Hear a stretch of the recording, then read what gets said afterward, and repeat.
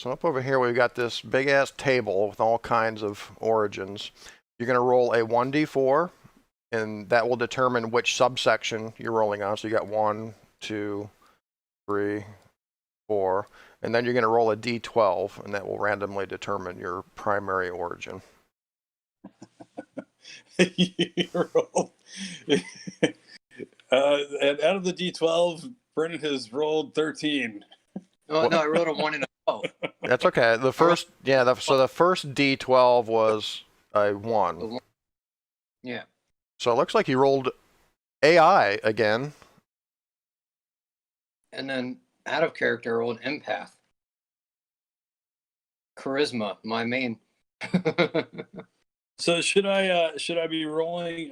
This seems like I should. You can roll 1d12 or twice, or you can roll 2d12. All right, let's do it the Brenan way. I'm about efficiency. It's perfect for AIs. I don't know if it's perfect for empaths. Well, wait a minute, guys. We're rolling just for the primary one, though, so we want to roll 1d12. Oh, okay. Yeah, and then we're going to roll up for our secondary origin. Oh, is it not in the same D4 as the original one? No. Nope, it's a totally different d4 for the second one. Oh, okay. All right, so Yeti.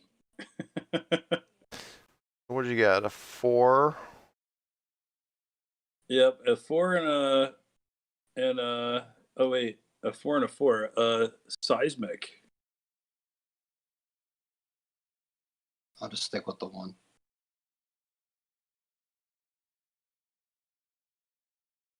What is a seismic? All right, so Brenan, for your primary origin, you rolled the 1. A 1 and the first roll was a 1, so that's AI is your primary origin. Yep. And then Kyle, you rolled a 4 and a 9, looks like. So that is a temporal. So let's just look at those for a moment here. What you can do in your journal, there's an origins tab down there, an origins menu. And if you pick it up, if you pick it out in the list, so let's see, where is AI? Why is AI not in here?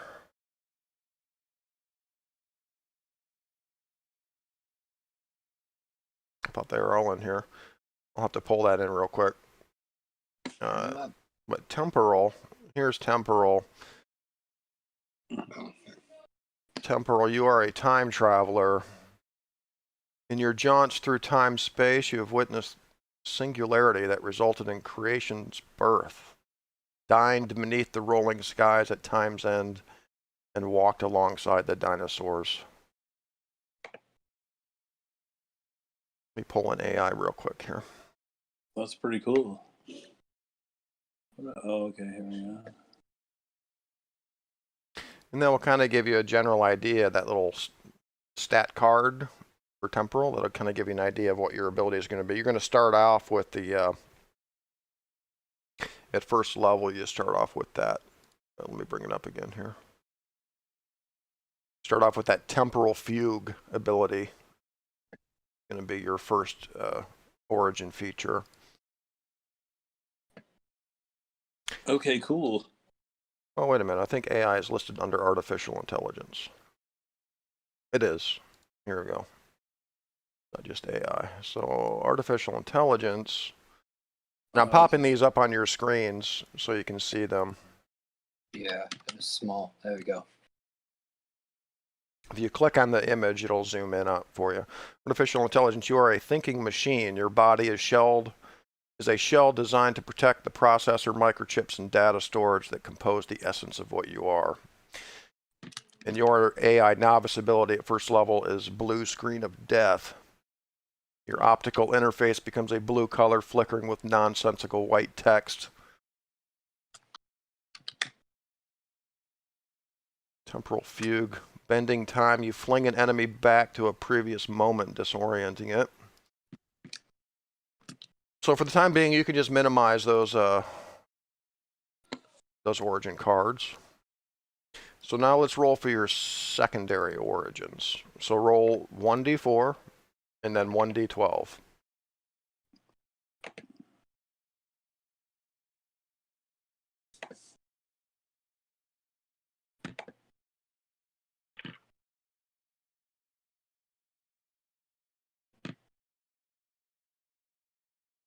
AI Yeti. That's really cool. Whoa. Never seen that combo before. Oh, what's this? A felinoid?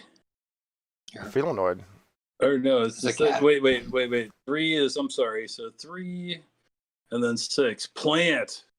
No, those are cool. All right. Time traveling plant. Dang it. Nice. So that's pretty crazy.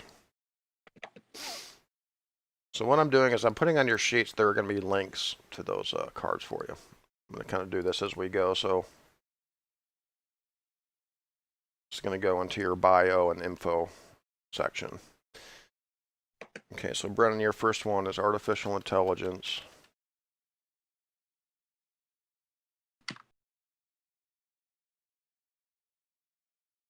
And your second one's a Yeti? Yep. Holy shit, dude. So you're like a robot Yeti. I don't know if the Yeah, like I was saying, we don't have to take these literally. So, I mean, it's not like you're a big, I mean, you can be whatever you want to be, really. But we'll look at the Yeti here for a moment. Put in felinoid here. Or it's a plant, right? Yes. Temporal plant. So in your character sheets, there's an origins tab. There's like a dark green bar at the top with a series of tabs. You click on the origins tab, you can fill those in. Well, let's just look. Let's look at plant for a moment here. Okay, cool.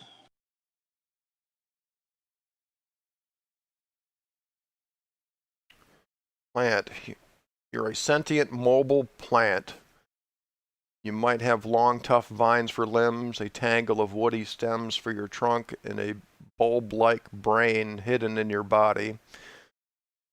Your novice power at first level for plant is lashing creepers. You flail at nearby foes with a thorn-covered limb. Let's see, Brennan, your for Yeti.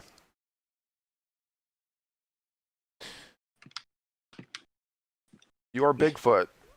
A shaggy pelt of fur covers you. Yetis are usually dirty white in color, but in Gamma Terra there are pelts of fantastic patterns and hues. You'd be a rainbow-colored Yeti. And your novice power looks like a nice melee ability. Big claws. Rake an enemy with your powerful claws. So let me write these down here. So what's a good start? A temporal plant. Yeah, can I be weirder? You can be as weird as you want. Oh, no. I mean, that's pretty weird. Yeah. I think. Yeah. And, you know, as, you know, we'll give you some time too, because I'm not sure how much playing we're actually going to do this session. But between this session and maybe our first session 1, you know, you can kind of flesh out, you know, maybe what you look like and stuff. And how you speak. Like, how does a plant speak? Is it just like, what was that movie with Rick Moranis? Oh, yeah. Little Shop of Horrors. Yeah, is it like Little Shop of Horrors where you just have a mouth, or is it like a? No, I think it's going to be probably some empty vessel within, and it I shoot the spores against the side to make tones that are similar to a voice. Okay, that sounds right. I'm picturing like something from one of the. Did you see the Plants vs Zombies game where you could like be one of the different plants? Right, Mm-mm. I've seen that. Yeah. Like you could play as either a plant or a zombie, and you'd be like a cactus running around punching things. Like the normal plant thing just shoots giant pellets. There are some flowers that ran around and healed people. I'm picturing one of those things. All right. But if you've never seen them, that won't help you. I think I have seen that game, actually. I think I may have even played it with Kike. Okay, so now we're going to look at your all of the other abilities for your different characters here, or for your different origins. Oh, Ayden's joined us. Alright. Oh, hey, Ayden. Hold on. Yep, take your time. I- This is all very casual. We're just going to take our time with this. Mhm. Let's see. I launch it to another page. Okay. Then yeah, if you click on that, you can have them both up at the same time. Artificial intelligence Yeti. Oh, you meant that too.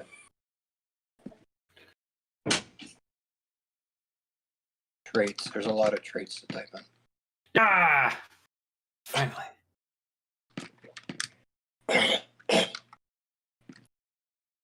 Where were So Ayden, so far we've just rolled our origins. Your dad rolled. He is a temporal plant, so he's a time traveling plant.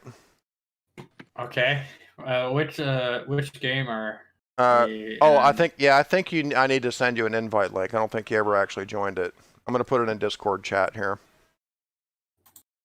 And Brenan rolled. He is an artificial intelligence Yeti. Oh my god! I know that one's really cool. Taking like a cyborg with Wookiee. Yeah, exactly. Cyborg. Like some cyborg hairy monster looking thing. I'm going to give you 15 logical reasons for tearing off your arm. All right, so Ayden, just log into Roll20 and. Oh wait, I should put it in Gamma World chat, but I put it in Book Club Bruisers. All right.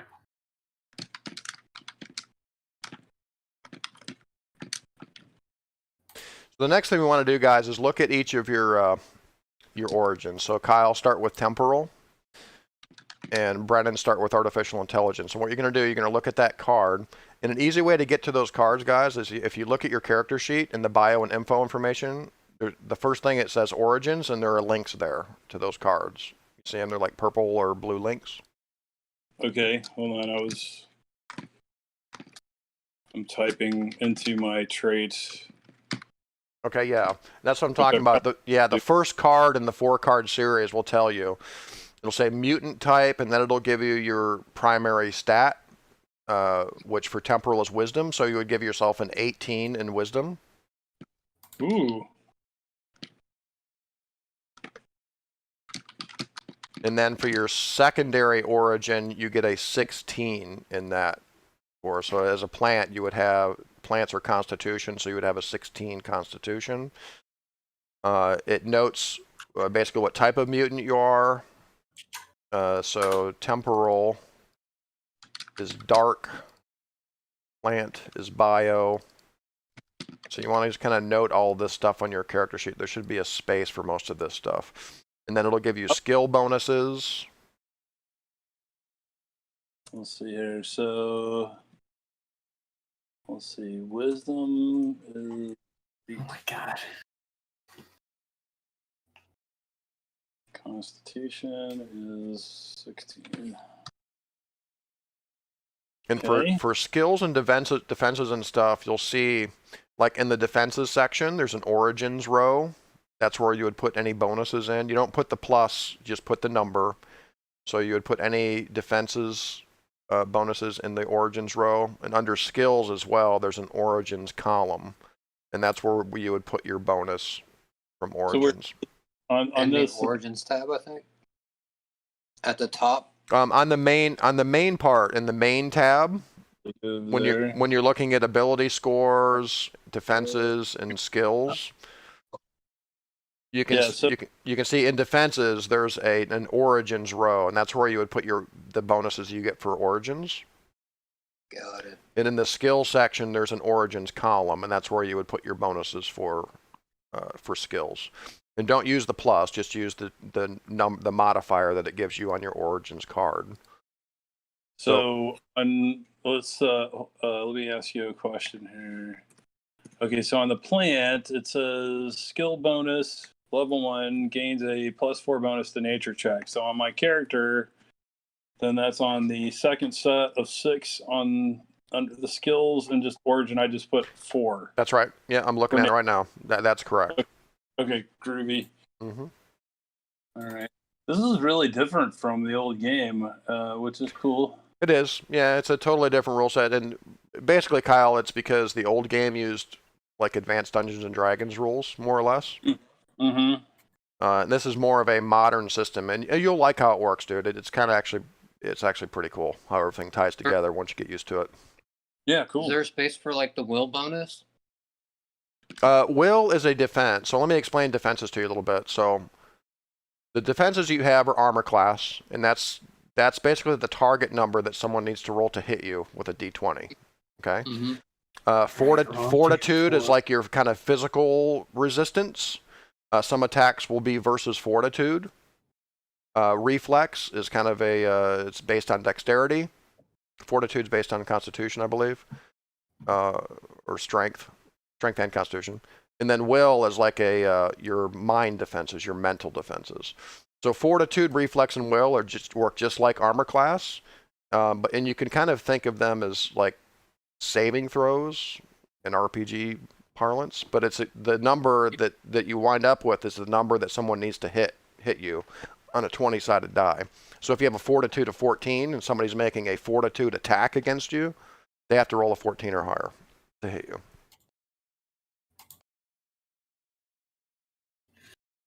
So, how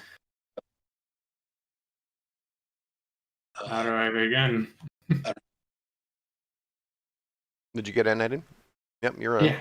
Was it? Okay. Like Look in your origins, you could add plus to your AC. Yeah, some origins do give AC bonuses for sure. Yes. We see the. Oh,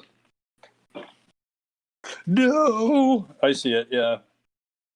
So that just gets the AC goes up by. Oh wait, how do I change that? origin stat. Oh yeah, yeah. That Yeti gives you +1 to your AC. That's nice. Because you're a tough bastard, I guess. So 2. Yeah, I haven't even started adding the Yeti stuff in yet. Plus he's resistance to cold too. That's kind of cool. Resist cold damage. Yeah, All right. there's a lot of bonuses for the AI and skills. Oh my god. All right, what do we get here, Ayden? So you rolled a 4 into 3. So your primary origin is Saurien. Oh. So you're like a dinosaur. Dark Nice. Overcharge. Where Now, yeah. So now for your secondary origin, you're gonna roll another d4 and then a d12. Let's see. So Another one? Yeah, we do it just like the first one. Bad. Yeah, I was just looking for that. Maybe that's on the 2. Okay, 2. I don't think you can roll if you. 12. I mean, there's a place to put it in origins. Yeah. But +2 to buy overcharge. Okay, so let's see here. Let's go back. And your and add- secondary origin, Ayden, is a mind coercer. Oh. You will buy my cookies. Mine making me to buy cookies. So let's look at those for a moment here. I'll add another. So, lizard. Got a +6 in nature. So what I'm going to do, Ayden, is if there's an origins tab in your journal there, we're going to pull up Saurien. What it says here. Sure, you're a carnivore. You're a cross between a humanoid and a T-Rex. You've got a huge head with a lot of teeth, just counterweighted by a long tail you hold off the ground behind you. Your arms are a bit small. And then Mind Coercer.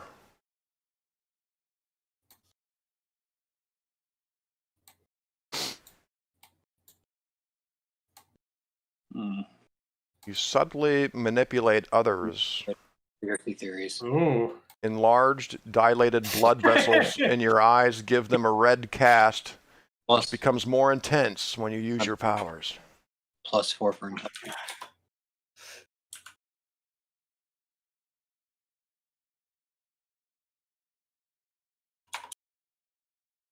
Now I gotta put in the.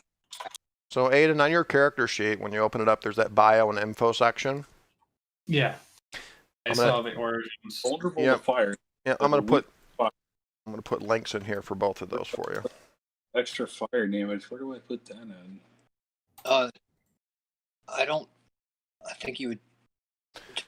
You should just be able to put it in. Let's see, under Origins, there's a traits box down there. Uh-huh. Yeah, just make a note of it in there.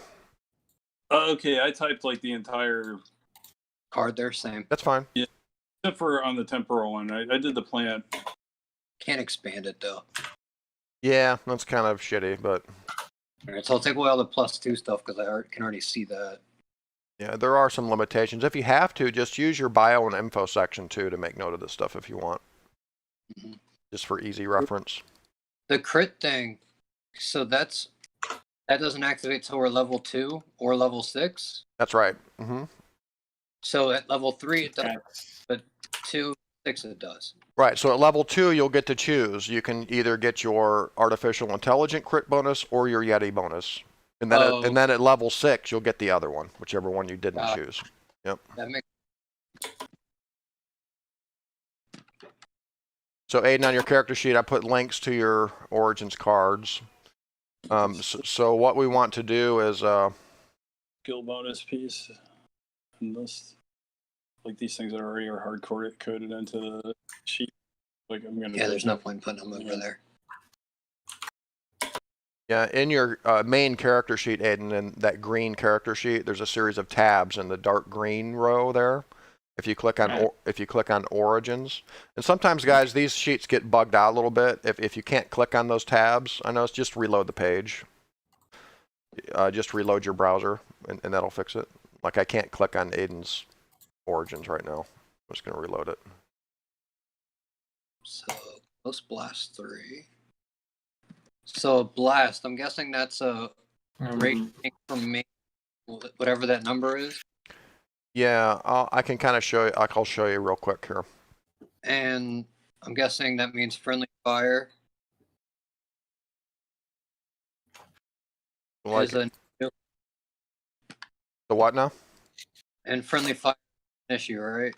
Friendly fire is not an issue in this game. No, you can't hurt. Okay. Yeah, you can't hurt friendly players.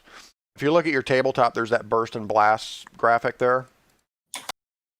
You can see like close blasts are right next to your figure, right next to your token, wherever you are, and they'll cover a certain number of squares.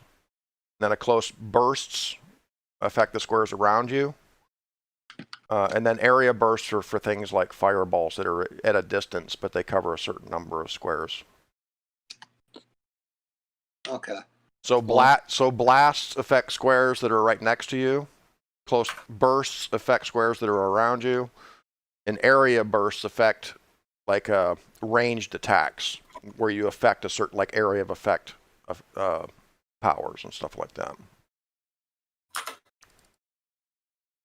It'll take us back over here.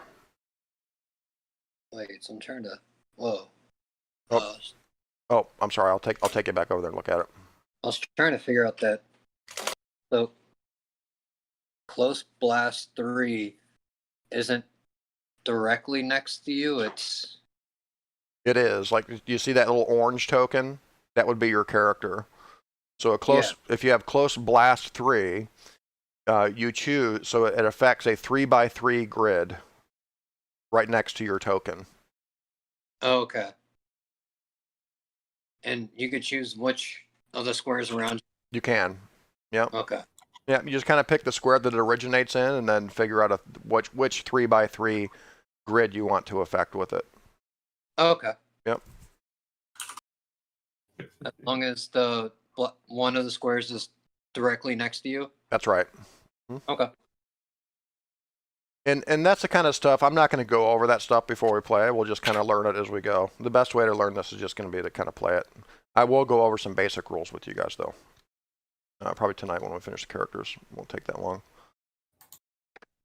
Okay, so Ayden, on your character sheet, let me see if I can get into your Origins tab. If you click into your Origins tab, looks like you're already working on it. Good. So let's see, for Saurien, your mutant type is Strength. For Mind Coercer, Your mutant type is charisma. So your starting ability scores for the Saurien, you'll have an 18 strength. So give yourself an 18 strength. And since Mind Coercer is charisma, you'll have a 16 charisma starting out.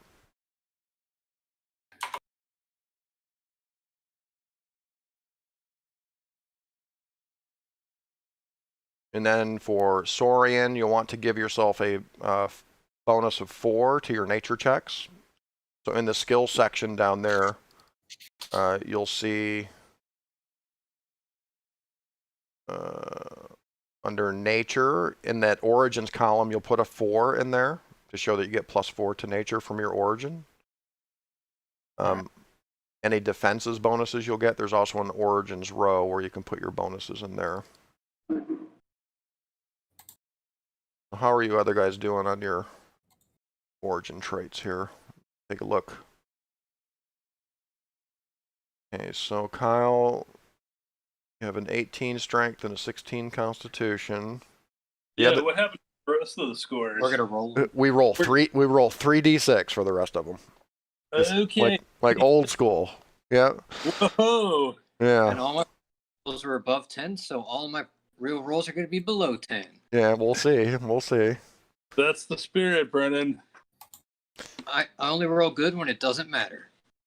Okay, so so your correct. origins give you +2 to your AC, +2 to your fortitude, +4 to conspiracy.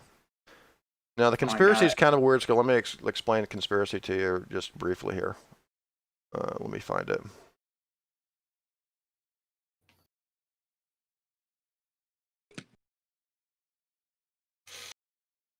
But these character sheets are pretty cool, man. They are pretty cool because a lot of it is self-calculated stuff. Let's see, skills.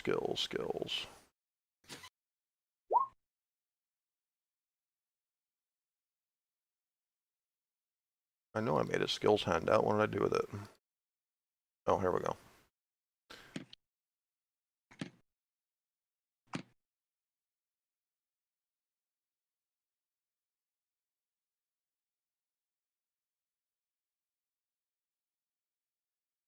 So conspiracy, the other ones are kind of self-explanatory, you know, like acrobatics, athletics, and I will go over these.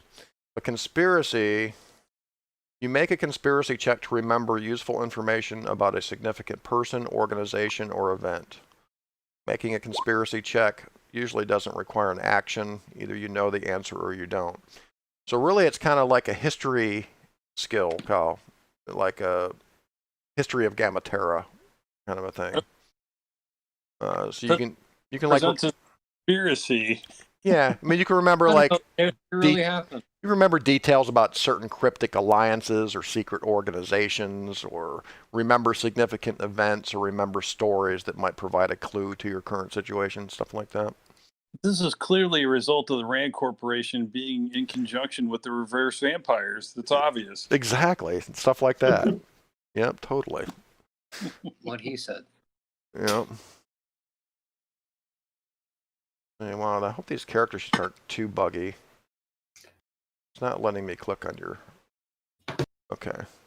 It might be Chrome. I think this game actually works better in Firefox with these character sheets. So let me look at Rusty's sheet real quick here. So Rusty has an intelligence of 18, strength of 16. What was your AC modifier? It's showing -27 here for some reason. -27. That's about accurate. I think didn't you get I think you got a +1 from Yeti, right? I got a +1. So basically everything hits me whether or not I roll. There you go. Yeah, so you just put a 1 in there. That's right. And then you how that's -27. And then you got a +2 to will. It looks like +2 to conspiracy. Nature. I'm showing a 6 for origins for nature.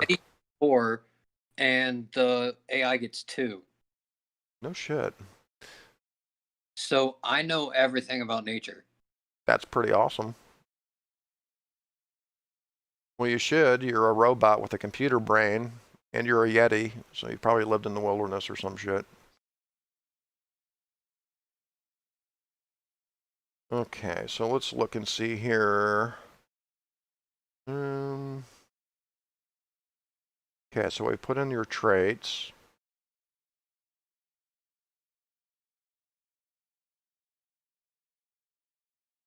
All right, Ayden, how you doing on your mutant traits here?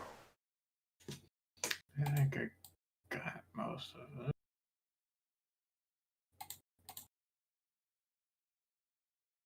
Okay, so you have an 18 strength, 16 charisma, plus 4 to nature. Look for Saurien. You have Tyrant Lizard Might, which gives you plus 2 to Fortitude. So put a 2 in the Origins row under Fortitude. Fortitude. Where?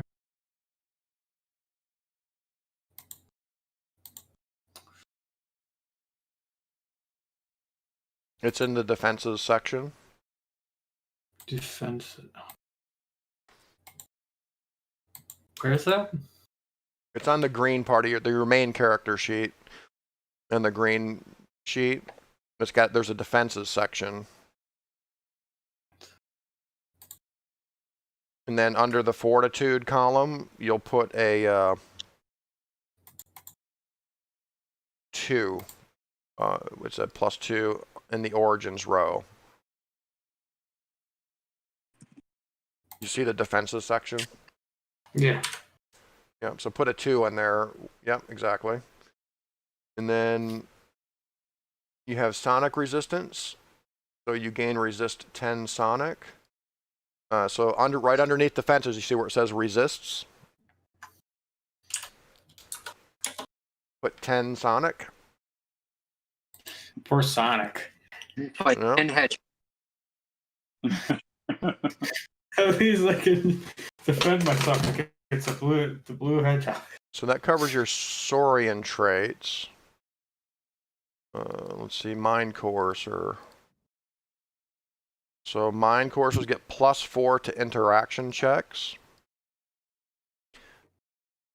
So down there under your skills, for interaction, put a 4 in the Origins column. And then Labyrinthine Mind, gain a plus 2 bonus to will. So back up to your defenses, you'll put a 4 under will for Origins.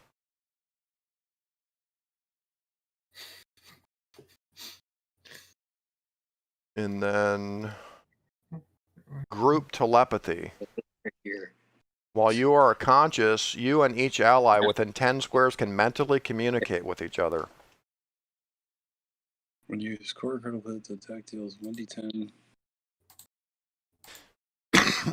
It's 5. So It's where do I place that? So in this game, 1 square equals 5 feet, basically. So you can communicate telepathically with people up to 50 feet away, Ayden. That's good. Do diagonal work like they do in D&D, where the first one counts as 1, the second one counts as 2? What do you mean? So, like, if you were to walk like in a diagonal line, Mhm. the first space would count as 1 space, but the second space would count as moving 2 spaces. No, in this game, it's very loosey-goosey. There is no limitation. Okay, so I can walk diagonal in 1? That's right. Or no? Yep. Okay. Yep, it's just 1 for 1 in this game. We don't have to math it out, fortunately. Yeah. Yeah. Okay. And you can put that group telepathy power under your Origins tab, Ayden. Just put it under the Mind Coercer section, under traits. Just make a note in there.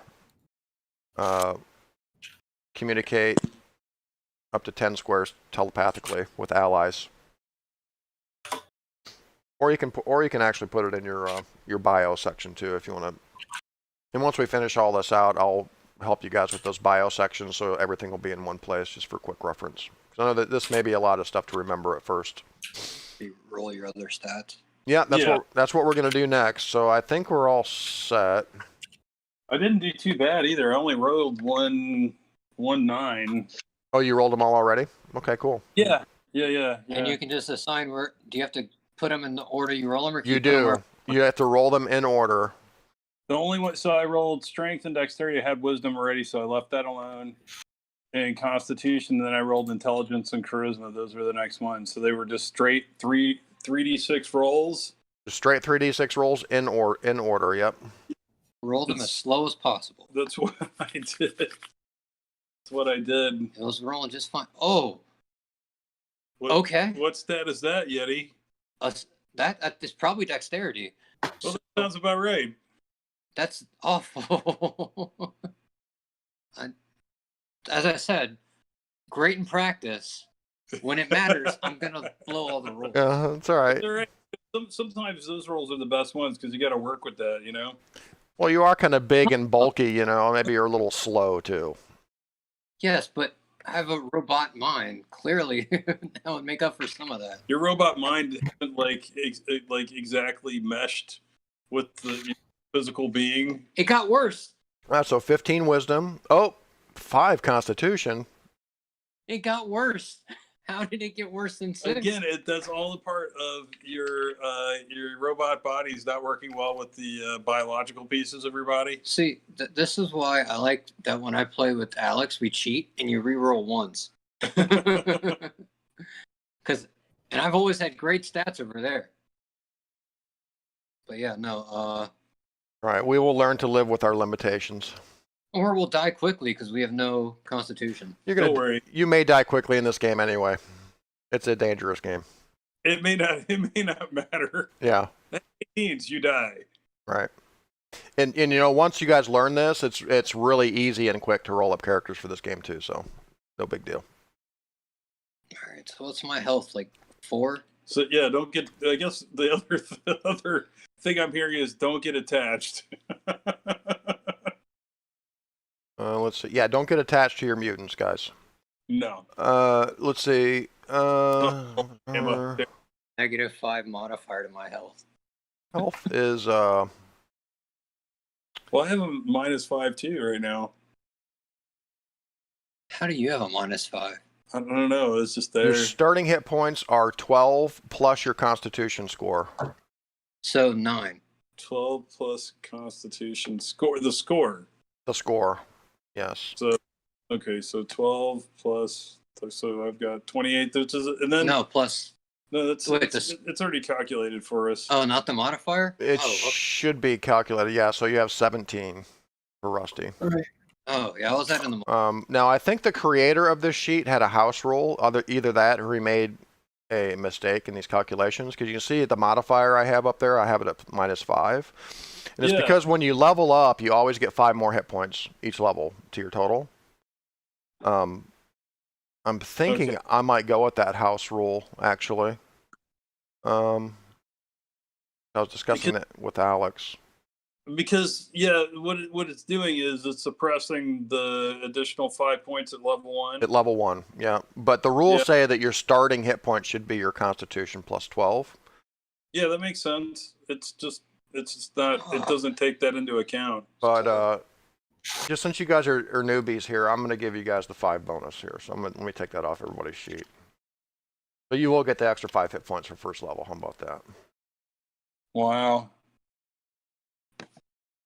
Camaterra is not as mean a place as I thought. Dude, you have no idea. You know the monsters in this game. Or if you've forgotten, you will soon remember. Freaking So monsters are deadly in this game. Dex or. Well, I'm not adding Dex to anything. I can tell you that. Well, Not adding. Your dexterity is going to figure into any light weapons attacks that you use, but seeing that your strength is high, you're probably going to be using heavy weapons for the most part. And the only other thing it's going to affect is your initiative modifier. Oh. Because notice you'll get a -1 on your initiative rolls. Yeah, but I mean, can I use the intelligence instead of the Dex with the light weapons? You can, actually, yep. Because my intelligence is my best. That's right, yep. Okay. So for the most part, your dex is going to affect your initiative It looks like it's calculating at -1. You must get a +1 to initiative somewhere, but we can work that out later. So the next thing is your skills. So you get the +4 bonus. We've already figured that in. In addition, you roll a d10 to determine one additional skill with which you get a +4 bonus. So everybody roll a d10, and they kind of count in order. So acrobatics is 1, stealth is 10. Give me nature. I just want nature to be like +20. Interaction. Okay, so Kyle, you get a +4 to interaction, and just put that under the miscellaneous row. Okay. I got nature. Oh, that's awesome. Yeah. No, it's not. No, that's not. Boy, I thought you wanted 'Cause that. It was a joke though, because I already have +6. Now I have +10 to all nature roll. Yeah, it might come in handy. You are the nature boy. I don't know what you even do with nature, but I do it the best, and that's all. You do. You make a nature check to identify and cope with the hazards of the natural world. Got it. That sounds important. I'm a trap checker. Yeah, so it's like finding food and water for yourself. Even though, let's see, find food and water for a small group. Plus, it's a wisdom. I get another +2. I get +13 to every roll I make. Find your way across trackless terrain. Avoid hazards like quicksand and carnivorous plants. I'm the scout. Yep, you're the scout. Exactly. You're also at that stage. You're also the bottleneck because you kind of move slow. Do I move slow? What affects my movement speed? Your movement speed is a base of 6, which is 6 squares. Where's mine? It's also 6. It's under movement. Yep. Oh, okay. Speed. Yes. All right. Yep. So now we're going to do weapons and armor. You start with armor, 1 melee weapon, and 1 ranged weapon or gun. You can decide the actual look and construction of the weapon and armor you have, but the game mechanics don't change. Because really, what's the difference between a torn stop sign and a battle axe after all? So armor. There are 2 different varieties of armor, light and heavy armor. Light armor sacrifices protection for mobility, while heavy armor does the opposite. A shield can be used with any armor, but requires the full use of one hand. No two-handed weapons for you. So as you can see, if you take light armor, you'll get +3 to your AC, and you get to add your dex or intelligence modifier to your armor class. Oh, well then, yeah, that should be. Heavy armor, you get +7 to your AC, and you reduce your speed by 1. If you choose to take a shield, you get +1 to your AC, and it uses 1 hand. So I take no penalty by using light armor because I get +7 and I don't lose movement speed. Correct. Yeah, light armor. and you get to choose what form that armor takes. I mean, it can be anything from, maybe some hockey gear that you found. For light armor, it could be like football pads or whatever you can imagine it is. C3PO wrapped. Yeah. I mean, it could be something that you wear most likely. Heavy armor is more like heavy, like maybe steel belted tire sections or whatever you can think of. Shield is what maybe you use like a TV for a shield or something. Obviously a box TV. Yeah, like a flat screen TV. So everybody choose what armor you have here, and let me make sure it's calculating correctly. Under defenses, you'll select whether you have armor none, armor light, armor heavy in those little bubble boxes. Just select it. And let me see how this. Yeah, it looks like it automatically should calculate these. Then why is it decreasing when I switch to heavy? It should be the same. AC. Yeah, Ayden? What do I do? We're just figuring out armor here. It doesn't really do it. We're looking at the sheet here. I'll ping you to it Right here under weapons and armor. We'll switch it to none, see if none does anything. It doesn't. It stays the same. Oh. So I think we just select it here, but then we have to put this. Yeah, you may have to put it in miscellaneous, calculate it, and put your modifiers in miscellaneous. Or under gear, I mean. Yeah, okay, that makes sense. I think the only thing it does when you... See, it doesn't even modify your speed, actually, when you click heavy, and it should. Remember, if you take heavy armor, it reduces your speed by 1, but increases your armor class by 7. So I'm guessing your AC starts out at 10? It does. Okay, and then you add your modifier plus my origin bonus, so 3 plus 4 plus 1. I should be at 18 with this, so I'll add 2 in the miscellaneous. Because for some reason, it's giving me 16 when I have no armor. Yeah, I'll have to go over these when we're all done to make sure it's calculating correctly. Heavy, it puts me at 12.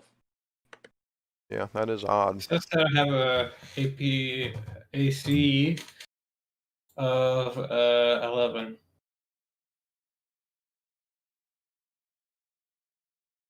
Do I just add 7? Yeah, so it starts at 10. So let's see, if you were to take... let me look at your stats here. Oh, Ayden, you need... did you roll your... You didn't roll your ability scores, actually. No. Let's roll those. So you're rolling 3d6. 3d6. For your dexterity. We're just going to go in order here. Oh, shit. Okay, so you have a 6 dexterity. Same. I mean, I'm a my character is a dinosaur. Good little arms. You're a very slow dinosaur with small arms, yeah. I'll fill these in for you. Okay, roll 3d6 for your wisdom. I don't know. I can see it. Much more fluid movement. Oh, no. Oh, wow. You have 5 wisdom. Roll, I think we should join the cult. roll 3d6 for your constitution. Roll higher. Oh, here it comes. All right, That's better. That's better. we're heading in the right direction. You will join the cult, but you'll survive it. Barely. So it's a scrape. Roll 3d6 for your intelligence. Okay, you got 10. Perfect. All right, no problem. So Ayden, we're figuring out armor class. So let's see. For you, heavy armor is probably the way to go because you're not going to get any dex or intelligence modifiers. So if I were you, I would take some heavy armor.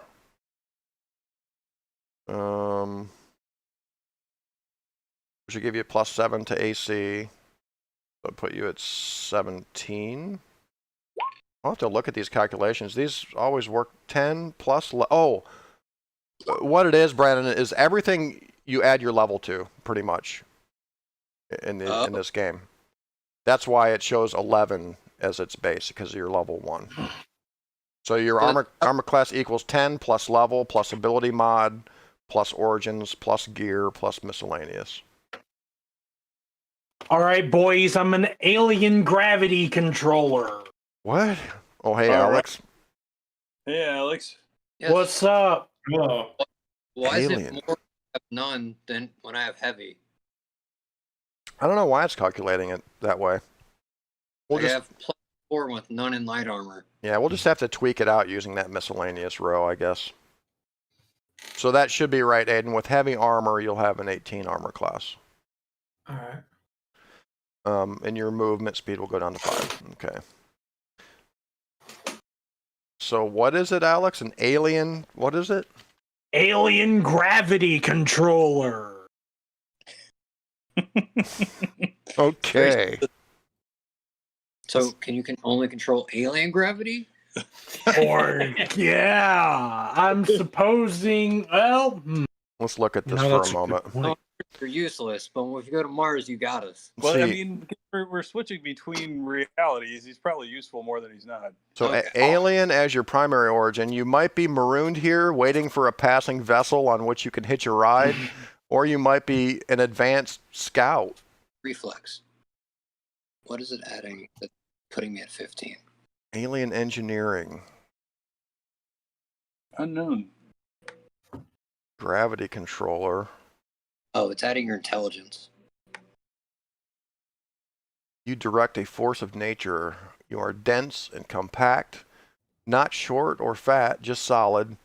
When you use your gravity control powers, your skin sparks with purple black. Ooh. Your novice powers gravitational pulse. You unleash a flood of gravitons that swarm your foe, dragging down its every step. Well, that's pretty cool. So you're an alien. Trying to see from the aliens what I get my that 18 in for my ability score. So there's an origin section. If you see, you can find your origins card in that origins menu. Yeah, I got it. Okay. Your mutant type is intelligence, so that would give you an 18 intelligence. It's on the first card in the row of 4 cards there. Yep. Mutant type is dark, +2 to dark overcharge. That's for your, so you can overcharge dark Omega Tech. Just make a note of all this stuff on your character sheet. I think you've done this before, so you should be able to catch up here. Yeah, I'm on it. Okay. Speeding through. Hey, Sean, quick question. So we have all these tabs open, and I know you open the tabs for each of the characters. If I close these, I'm not closing them for somebody else, am I, or am I? No, you're not. Well, Okay. one thing I have done is you guys have control of each other's character sheets. I probably need to turn that off. If I do /roll 3d6, 3d6, 3d6, etc., does it roll all of those 3d6s What now? separately? How do I roll a batch of 3d6s? Just roll them separately, dude. Don't make things so Roll complicated. 9, and then roll 12d6, and then add the first 3, the second 3. I don't know. I did it. Oh. Yep, it rolled that first one. Then it started to ignore you. Hey, Dad. Yeah.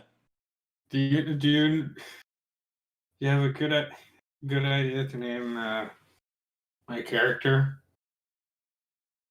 Let me pull them up and see what you got.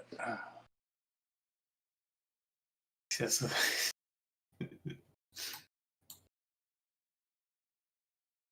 I'm just setting control of the character sheets here, so we can't edit other players' sheets. Sauron, the Mind Coercer. Saurien Mind Coercer. Titus Venatanus Gordicus. Yeah. Yeah. You're like a Roman plant. Well, that's the he stumbled into some Roman, philosophy books. He's more of a wise plant, Yeah, and a little pretentious. Oh, of course. Maybe you can talk like Thurston Howell through his gourds, of course. That would be great. Lovey. Obviously. All right, so Alex, just let me know if you have any questions, Alex, as you're going there. We're up to weapons and armor. So we've chosen our armor. So let's look at melee weapons. You choose one. Light melee weapons rely upon finesse and skill, while heavy melee weapons thrive on brute strength and power. So as you can see, melee weapons, one-handed and two-handed light weapons, you get your bonus from dexterity or intelligence, whichever's higher. All these will have an accuracy bonus as well. And then it lists the damage for each. Unarmed attacks, don't worry about those so much. Those may come into play at some point. And here's where we're looking here. Ranged weapons and guns. You can choose one ranged weapon. So you choose one melee weapon, one ranged weapon. So you can choose one ranged weapon or gun.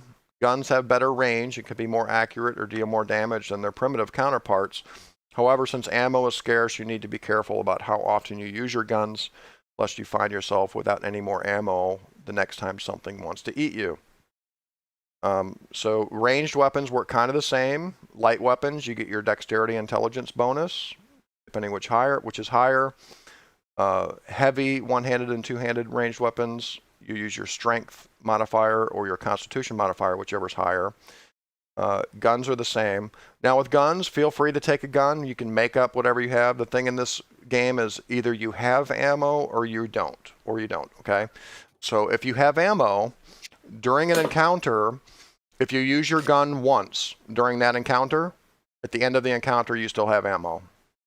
If you use it more than once during an encounter, at the end of the encounter, you will have no more ammo.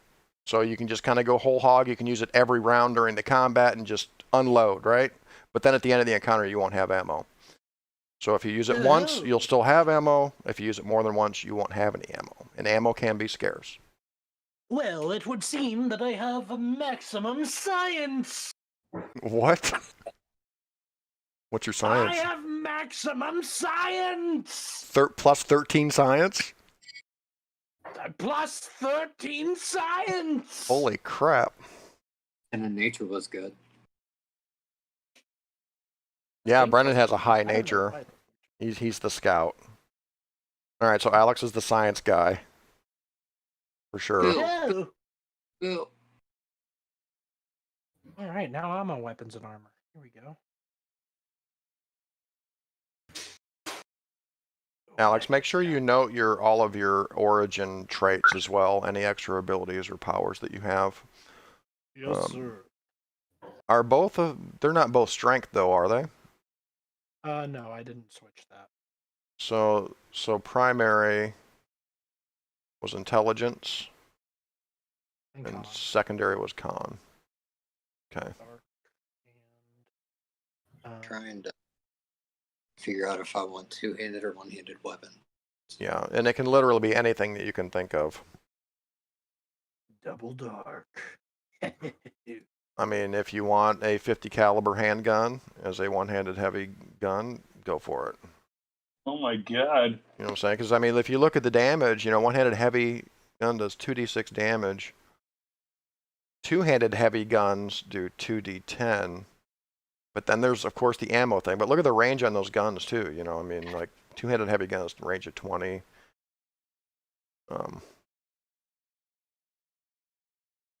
Excuse me, father. Mm-hmm.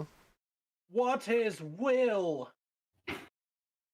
Will is like your willpower.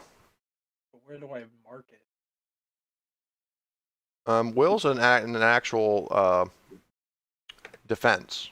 It's under the defense section of your character sheet. Gear? No. Back? No. Under defenses, it's on your green sheet. You've got fortitude, reflex, and will. Oh, there it is. So those work just kind of like your armor class. It's the target number an opponent needs to hit you. Some attacks will have a fortitude attack. Some attacks will have a will attack. Some attacks will have AC attack. Reflex is... Yeah, reflex is... is wisdom. Yeah, I believe that's correct. Yep. Well, it's amazing the three ability scores that I have that are good are the three that equate the four reflex and will. Yeah, let me look at it real quick here. So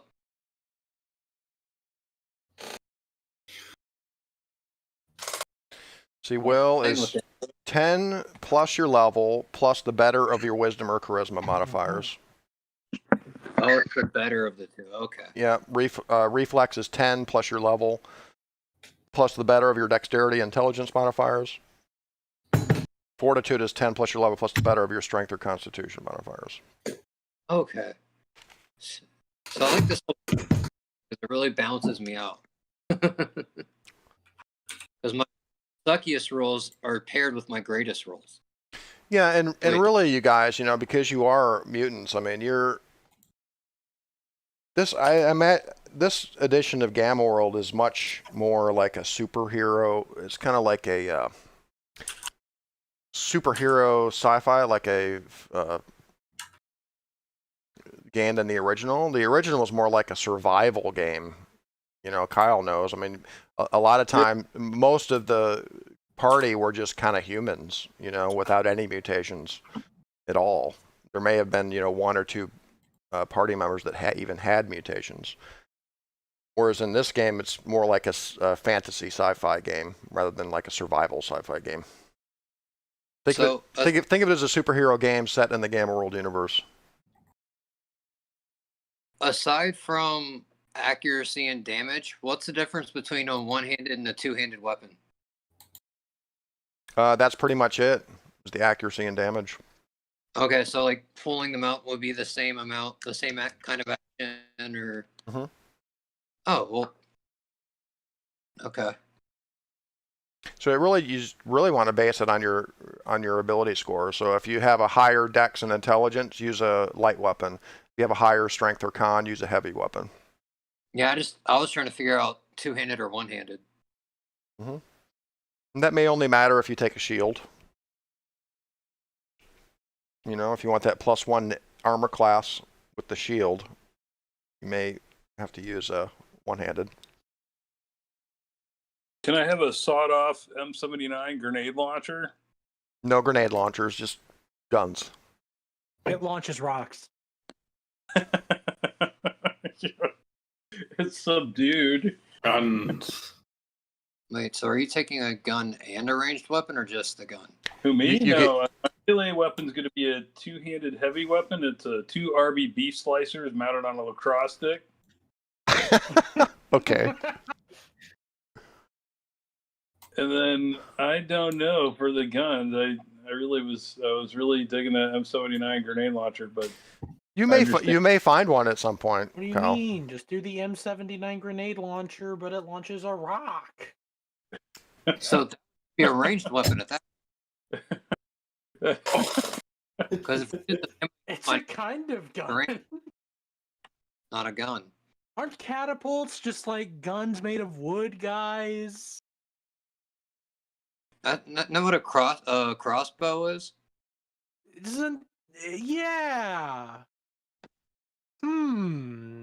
If I took a lacrosse stick, does that count as both a ranged weapon and also a melee weapon? You get to choose one melee weapon and one ranged weapon or gun. Can my lacrosse stick be both? I don't see how a lacrosse stick could be a ranged weapon. It has a net that can throw things. I suppose. not Have you much. seen how fast those can go? Mm-hmm. I wouldn't want to take a shot from a lacrosse stick. I have before, accidentally. No, on purpose. I told who was it, Kane, my stepson, he was playing lacrosse. I was like, just go ahead and come at me with a lacrosse stick. He's like, really? I'm like, yeah. And he did it a couple times. I'm like, yeah, fuck this, man. Don't hit me with that again. I was like, this is really hurting. Oh man, this ranged weapon thing. Let's see. Okay. Well, just look at your ability scores, Kyle. Like, here, let me look at them real quick here.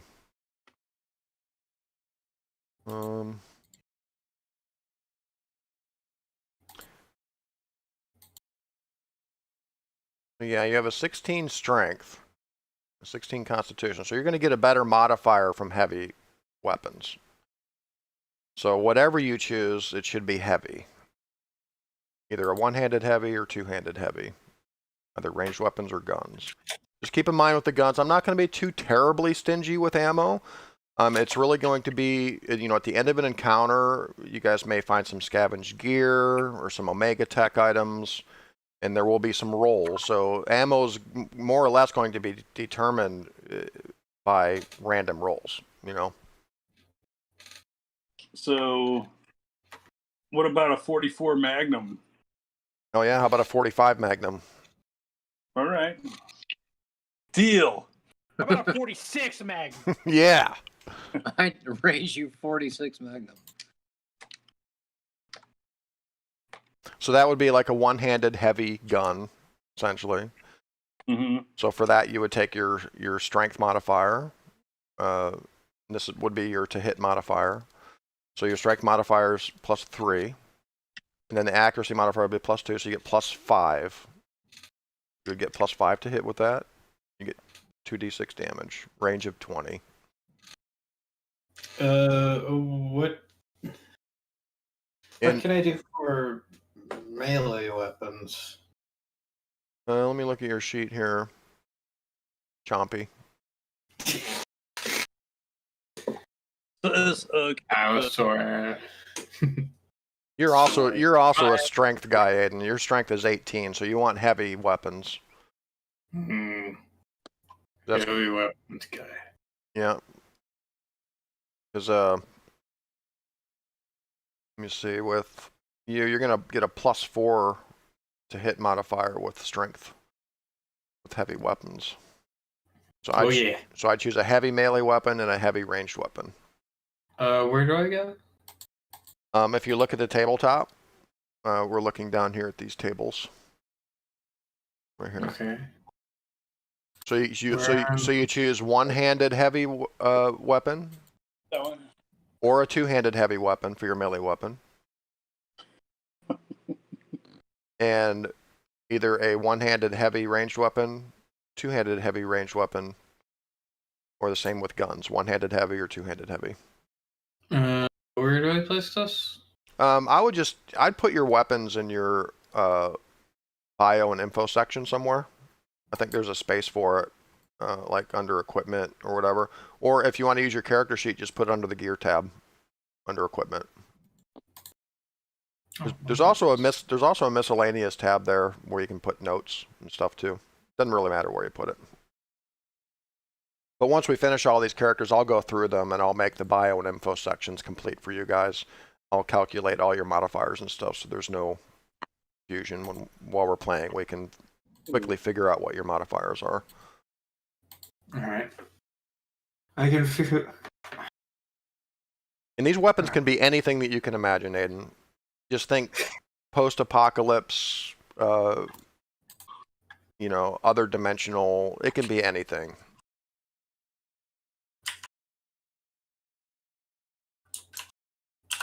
So once we figured out what our weapons are, we're going to do some starting gear here, and I have some alternate tables for starting gear.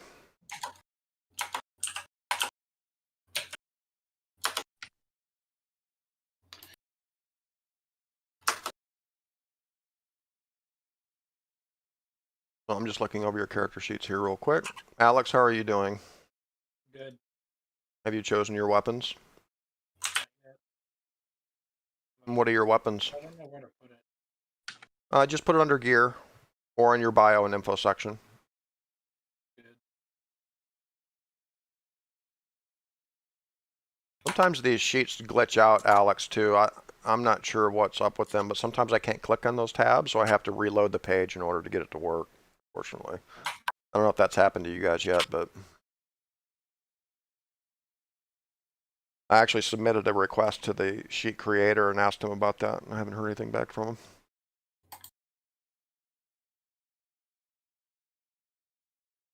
Hanar, the Mad Claw. I like that.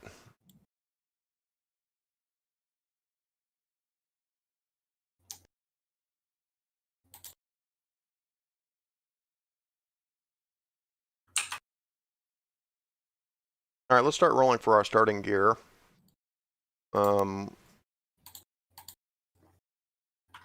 Any questions so far?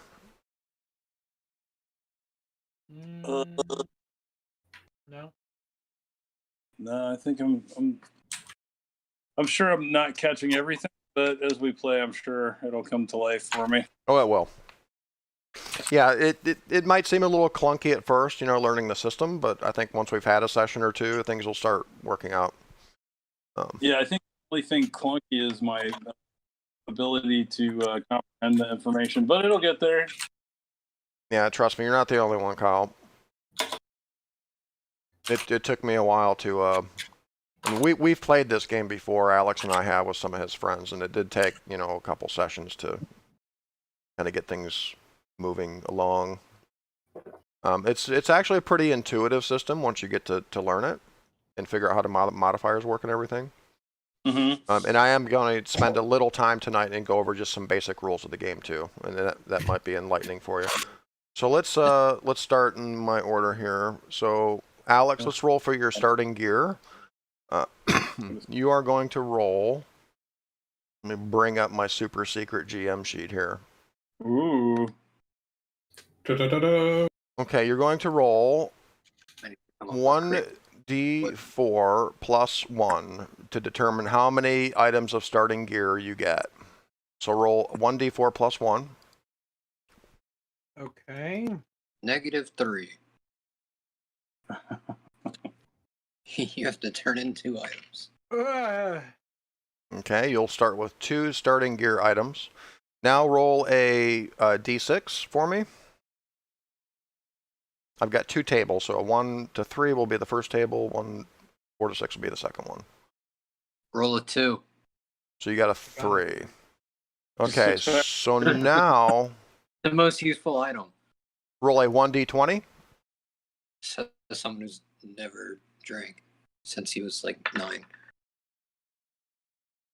Heavy flashlight. Reroll twice.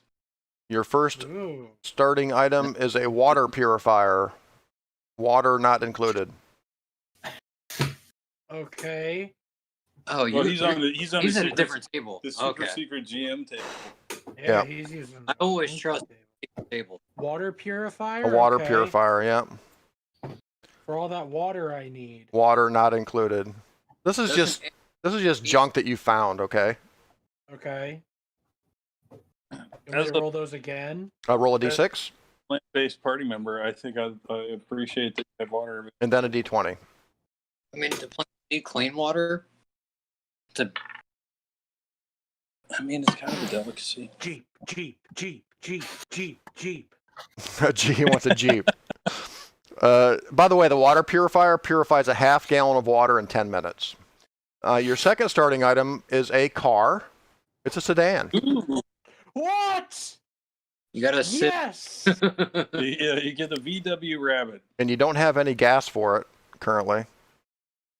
But you have one Well, how am I that gonna runs. take that? Oh, You of throw course, it I'm just in going. the That's my ranged weapon.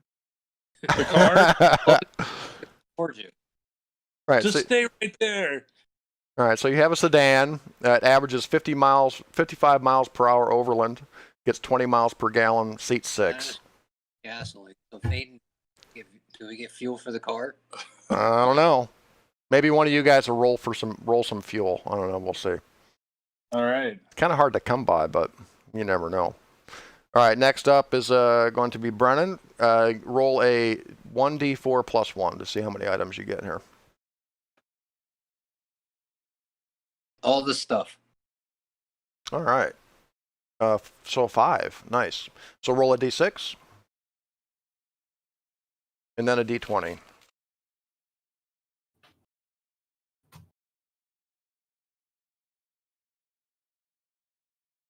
One and a 7. Your first item is a riding horse. All right. Averages 5 miles per hour overland. Includes riding gear. There are some benefits in combat while you're riding a horse as well. We can go over that later. Go ahead and roll a d6 and a d20 again. Yep. My default ranged weapon is going to be a 2-handed light. It's going to be all-terrain standard issue graviton attunement gloves by Thorpe Intergalactic. I use that to hurl nearby objects at people using my anti-gravity powers. Thorpe, huh? Thorpe Intergalactic. All right, Brian, your second item is a compass. Dependable brand, Thorpe. A compass gives you +2 to nature checks for navigation. All right. Plus 12 for navigation. Yeah, so that's appropriate. Okay, let's roll for your third item. Roll a d6 and a d20. Yep. Just trying to put the information in real quick. Yep, take your time.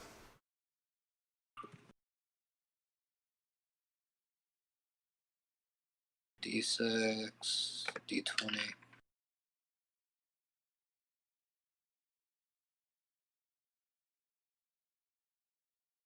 Was that a 4 and a 9? Is that what we got? Yep. You also rolled a car. All right. A sedan. I'll have my horse pull it. Actually, you can do that. Yeah, that would be highly appropriate to have your horse pull the car around.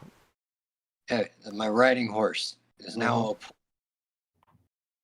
Okay, so let's roll for your fourth item. A D6 and a D20. another horse.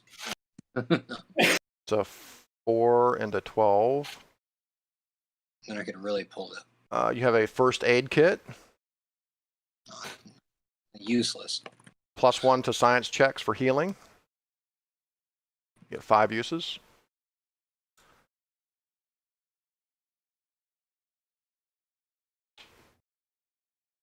Uses. Okay. And I think I get one more. One more, yep. I rolled the wrong one. Okay, a 5 and a 16. You have some matches, a box of 50 matches. All right. Fire.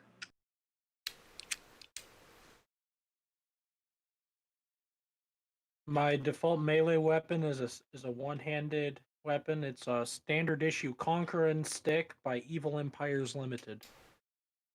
Okay. A conquering stick? What is it? Is Conqueror stick. It's just a metal tube. that the name brand? Yeah. Conquering stick? What's the logo on that? So I know it's name brand. Good question. Let me find one. All it says is made in China. That's all it says. All right, Stationary Kyle, let's action. roll for your starting items. Roll 1d4 plus 1. 2. So you get 3 items. So let's roll for your first item. Roll a d6 and then a d20. All right. Let's go. That is a 3 and a 15. Oh, you have a generator for Awesome. electricity with 8 hours of fuel. Nice. Ooh, that could be very useful. So a generator provides power. It runs 8 hours on 1 gallon. So you have 1 gallon of fuel in the generator. Siphon your tank. Okay, let's roll for your second item. D6 and a D20. Siphon my tank. Eat your horse. We both got fuel. Exactly. Let's say 5. And an 18. You have a portable stove. Burns for 8 hours. And keep in mind, guys, the entire economy in Gamma Terra is based on barter. There is no money, per se. So these could be valuable bartering items as well. Make you a brilliant souffle. I'll give you a one useless first aid kit. All right, Kyle, you get one more. All right.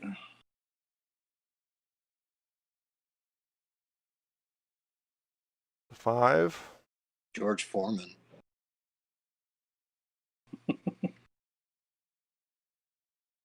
15.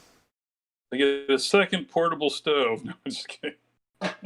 You have a lighter for your portable stove. A lighter? A lighter. Like a All right. cigarette lighter, yeah. Non-disposable. Okay, so like a Zippo. Yeah. Does it work? It works. You have a lighter. Forever? You cannot use it. It's actually it's not that kind of Madison, lighter. yeah. It doesn't require fuel. It's like an Everlight. You know? Oh, so like flint and steel. Yeah. But all you got to do is just flick it with your thumb. Oh, With the my cool I guy. can flick it with my rough branch or whatever I use. Yeah, it works indefinitely. Until it's either stolen or it breaks. I'll trade you 50 matches. So so that could be a pretty valuable item for you. For your forever fire. Everlight. All right. Cool. So Ayden, let's roll for your starting items. Roll a D4, 1d4 plus 1. 1d4. So that's a 5. Whoa.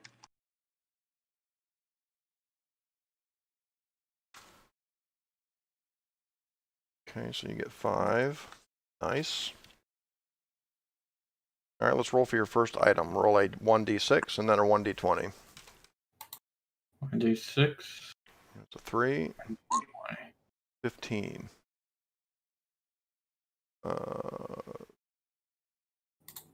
You have 5 gallons of fuel. Nice. So somebody has fuel. Yeah. Wow. Which car will he power? Obviously, the one that's not being pulled by a horse. Probably the sedan. Okay, roll for your second item. 1d6. So the same. Yeah, just You mark. follow Just make Yeah. a note on your sheet somewhere that you have 5 gallons of fuel. Like, and I'm pretty sure I'd lose some of that 5 mile per hour. 2. 20. Ooh, very see. nice. All right, you get to Use roll. Okay, you get to roll twice on this table now. You get a bonus item. So give me give me a d20. If it's another d20, you get 3 items. The first, yeah, he's going to have 6 total. You have a gas mask, Ooh. which which gives you resist 5 poison against all gas attacks. Chompy, secure from the gas tag. And roll again. 1d6. Just a 1d20 because you get a bonus. You get a bonus here Oh. because you rolled that 20. I'll roll like 3 20s in a row. Just give me the 6 items. Into 7. You have a bolt cutter, which gives you +5 to strength checks to cut chains, ropes, and so on. Oh yeah. Okay, so now we're going to do your. You get 2 more things here. So roll a d6, and then a d20. 3, 2. Have a climber's kit.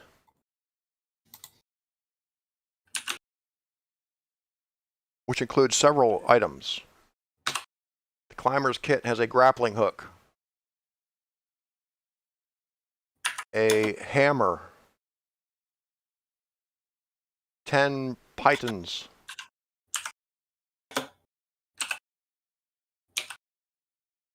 a rappelling harness, and 100 feet of rope.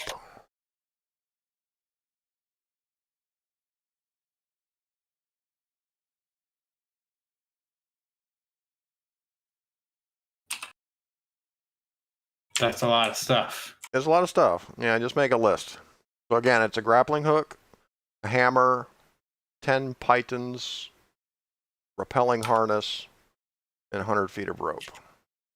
All handy stuff. And you get 1 more item. So roll a d6 and a d20. Okay. Nobody's rolled any food or rations yet. I rolled a horse. Yeah, you could eat the horse for sure. Counts. I rolled a horse. 4 to 15. This is where the chlorophyll really starts to pay off. You just need water and sunlight. All right, and your last item is a pair of steel handcuffs. Do AI need to eat? Aren't I like a computer? I think that's one of the questions you wrestle with. I don't think. Yeah, I think it's the. Some of them don't need to eat, but if it doesn't say that you don't need to eat, then you have to eat on your card. Do I need to eat? So what is an AI? Well, it's like you're a biological life form, but with artificial intelligence, with like a computer brain. You know, so you do need to eat. All right, so just steel handcuffs. really smart beast. Understood. All right, so it looks like you guys are going to have to scavenge for food starting out.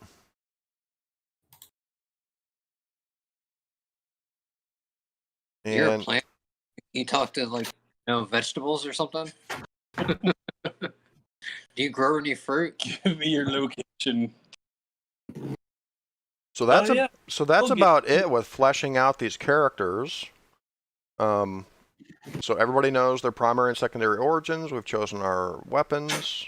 All of our ability scores are in order, and I will go over these sheets just to make sure everything is in order.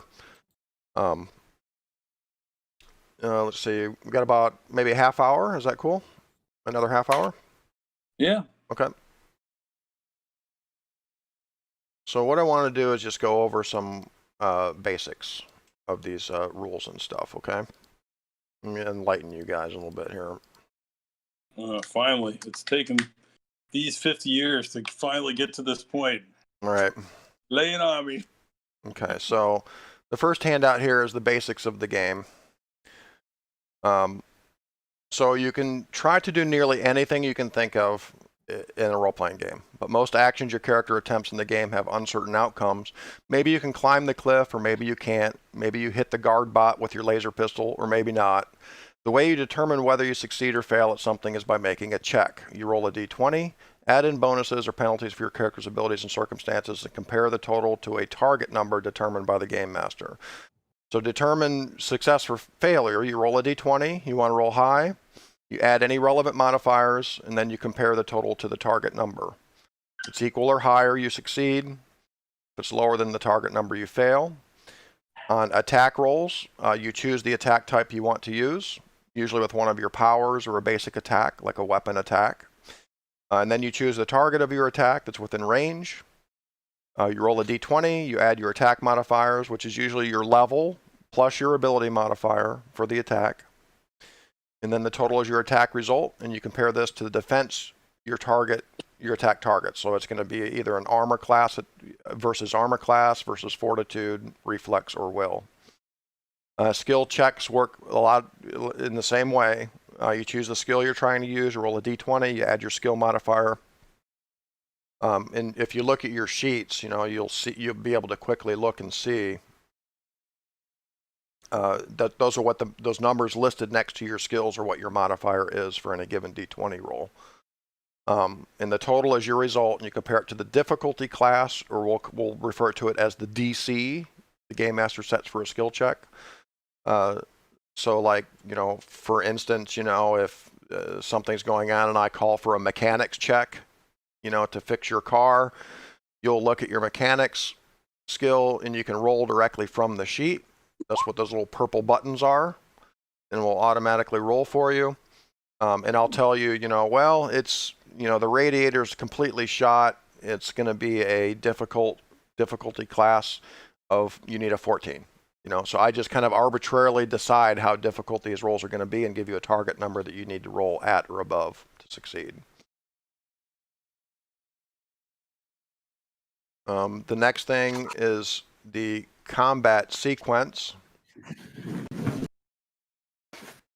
This is very similar to D&D, if any of you guys have played D&D. A lot of this will be pretty intuitive if you have played D&D or have read those books.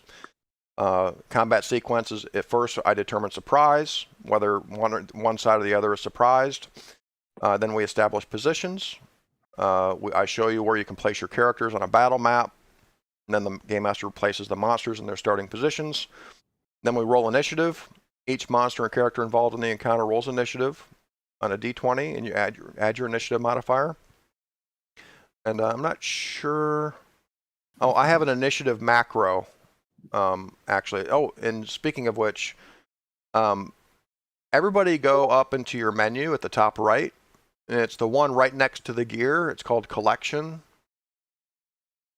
It's like a bullet point list icon. If you click on that, you'll see at the very top there's a macro section. Mm-hmm. Select the little box next to each of those three. So attack, initiative, and skill save.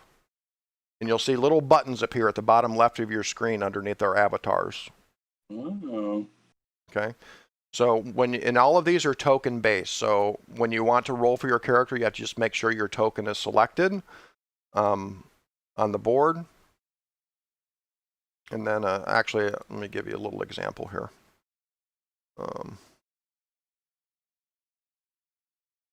See. And we'll create some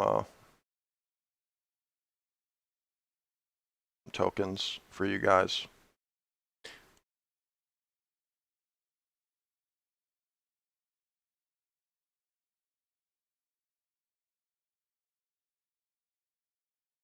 So here's kind of a typical battle map, right? And I know you guys don't have any tokens, but I can drag you guys out onto the map here.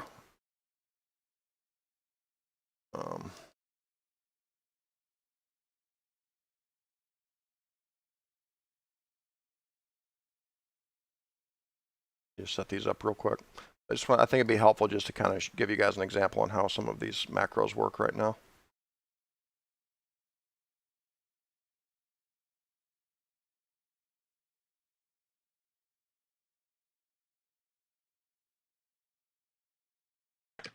So each of you will only be able to control your own token. So what you'll do in order to use these macros, you'll select your token. So just click on the token with your name on it. And then you'll click, say, initiative. And it should automatically roll your initiative for you. It'll include any modifiers. Well, Everything. it asks me what the modifier is. Yeah, some of these macros will ask you what you're rolling. Sometimes it'll ask you what your modifiers are, or what you're rolling for. And you'll see, you know, once you select your token and click the initiative macro, those macros will also appear at the top left of your screen when you select a token. So is your initiative modifier your dex plus roll? There's actually a space on the character sheet. It's right under your ability scores. There's an initiative box there that shows your initiative modifier. It's in the main section of the character sheet where all of your ability scores are shown, right underneath that. Yeah. That should automatically calculate what your initiative modifier is. And I may be able to modify these initiative. Well, I will be able to modify this initiative so you don't actually have to type in the modifier. It'll just roll it for you. I just have to figure out how to do that. So you can see when you select your token, click the initiative, and put in your modifier, it will add you to a turn order list at the left of the screen. Dead last. Yep, and I can add monsters as well. Just right from the macro. So this will give us a nice, tidy initiative order, you know, and I'll be able to sort them out and everything. Notice when you hover over names that show up in the turn order, it'll highlight their token on the battle map with a yellow square. So I just kind of wanted to show that how these macros work. Let me show you another macro too. Like click on your token and then click attack, the attack macro. And it's going to ask you what your modifier for the attack is. And you don't use pluses in these. When it's asking for a modifier, don't put in the plus, just put in the whole number. And then it's going to ask you what your damage is. Just type in like 1d8 or 2d6 or whatever your damage is. And then it's going to show up in the chat box down there what your attack roll is and what your damage roll is. Okay. So it's important to remember that you just have to have your token selected in order to use these macros. Yeah. So back to the combat sequence here. Bring it up again. So we roll initiative, and then we figure out our initiative order. We take surprise round actions if there's surprise. And then we take our turns in initiative order. Highest initiative goes first. Each combatant takes a turn. And then we begin the next round and kind of start it all over again. Once the combat's over, we go to the end of the encounter. And we go through a little checklist at the end of the encounter on things to do, like it's going to affect alpha mutations, things like that. So it's pretty simple combat sequence. How do I roll? Just select your token on the map. Yeah. So like just make sure it's selected. And then either at the bottom left or top left, you'll see some macro buttons pop up. So you'll click attack, it'll ask you what your modifier is and ask you what your damage is. And then it'll show up in chat down there. In the chat menu down there. You see it? Yeah. Yep. So that's how we're going to be doing most of our attacks. I may refine these macros a little bit. But since there's really not a lot of resources out there for this particular game, I created these macros from my experience in D&D and stuff like that. If you do, you can also do skill checks. Like if you click the skill save button, it's going to ask you what you're rolling for. Say I'm rolling for, let's use the mechanics again. It'll actually ask you to type in what you're rolling for. I'm going to type in mechanics, and that's going to ask me what my modifier is, and then it'll actually show, what you're rolling for. It's like test, mechanics, and then you rolled this. Can't you also just, if you have your character sheet up, press the die to it? You can. I added the skill save macro mostly for monsters and non-player characters, so I can roll with them. But yeah, you can roll directly from your sheet as well. Okay, back for the rules for mutants here. We were I on. need to mark down my armor.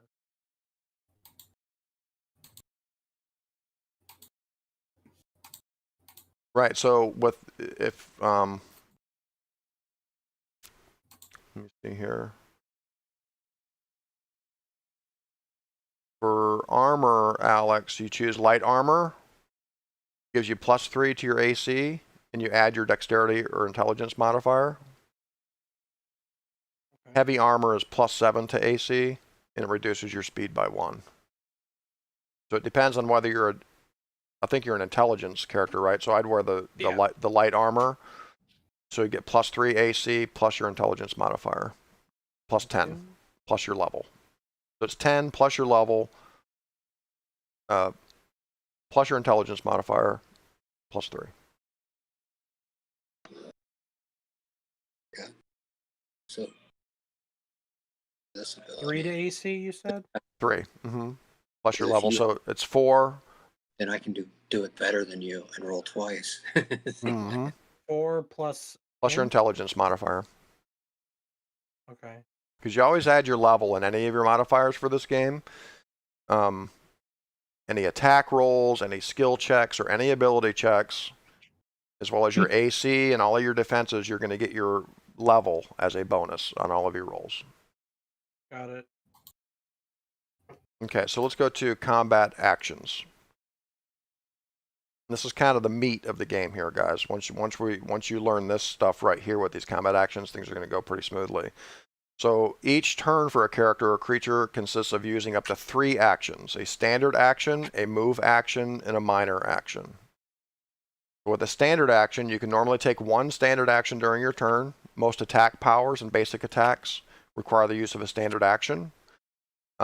Your mutant powers and stuff will tell you in its description what type of action it takes. A move action, you can normally take 1 move action during your turn. Moving your speed requires the use of a move action. And then a minor action is usually a small adjustment or an activity that doesn't include moving or attacking. For example, using your second wind during an encounter, drawing a weapon, opening a door, picking up a small item, or minor actions. Okay, sorry. When you get a chance afterwards, can you cover second wind, but keep going? I will cover second wind. Second wind is easy. Once per encounter, you can use a second wind ability as a minor action. And what that does, it allows you to gain hit points equal to your bloodied value, which is half your maximum hit points. So it's kind of like a free heal that you'll get once per encounter for your second wind. Okay. Can you just use it? Say again? Like your mutant abilities, Mhm. like you use those as just like a standard? Like, so if this is a minor action, every turn I could use the big closet ability? Right. So actually, I was going to show you. Yeah. Like for example, let's look at that Yeti ability here. So if you maximize that, you'll see the big claws ability. It says encounter. Does everybody have that up? That big claws Yeti novice card. I'm cheating by looking. Okay. Brennan. So it says encounter, which means you can use it once per encounter. Okay. It says it's a physical attack. It takes a minor action, it says. So it will tell you on the ability card what type of action it uses, how often you can do it, what the range of the attack is, what the target is, what modifiers to use for your attack, and what your damage and effects are for each of them. So many different encounters may take a standard action. Some of them may take a minor action. Some of them may take a move action. But each round of combat, basically you can take a standard action, a move action, and a minor action.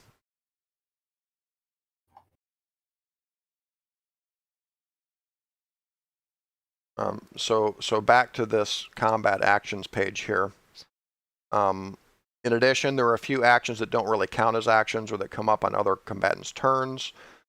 Free actions are things that don't take any real time or effort, are free actions. You can take as many free actions as you want during your turn or anyone else's turn as allowed by the game master. Dropping a held item or talking are free actions. Feel free to shout advice or yell for help. Opportunity actions. When an enemy lets its guard down near you, you can take an opportunity attack if you're armed with a melee weapon. You can take an opportunity attack only if the creature in question provokes it.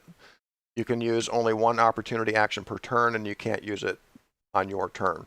So essentially, if we're in combat and it's the monster player's turn, and that monster is right next to you, like going at you with melee attacks and stuff, and that monster moves away from you on its turn, if it basically leaves a square that's right next to you, you get an opportunity attack with an opportunity melee attack against it, using an opportunity action. So it's kind of like a free attack, and that goes for monsters as well. So if you're fighting a monster, you're right up in his face, and then decide, hey, I want to take my move action to move over there, then it's going to get an opportunity attack against you with a melee attack. And then there are immediate actions. Some powers use immediate actions to interrupt or react to something another creature does. These are kind of like triggered actions, and they'll show on creature abilities or mutant abilities. It'll say immediate action, and it'll tell you when you can use it. Same thing with interrupt action and reaction actions. The cards do a pretty good job of kind of summing up when you can use a certain ability or an attack. So once you guys learn these cards, it'll all come to you pretty quick, and when you can use them and how you use them. So the bottom section here, taking your turn. When your placing initiative order comes up, you take your turn. Your turn has 3 parts. The start of your turn, the actions you take, and the end of your turn.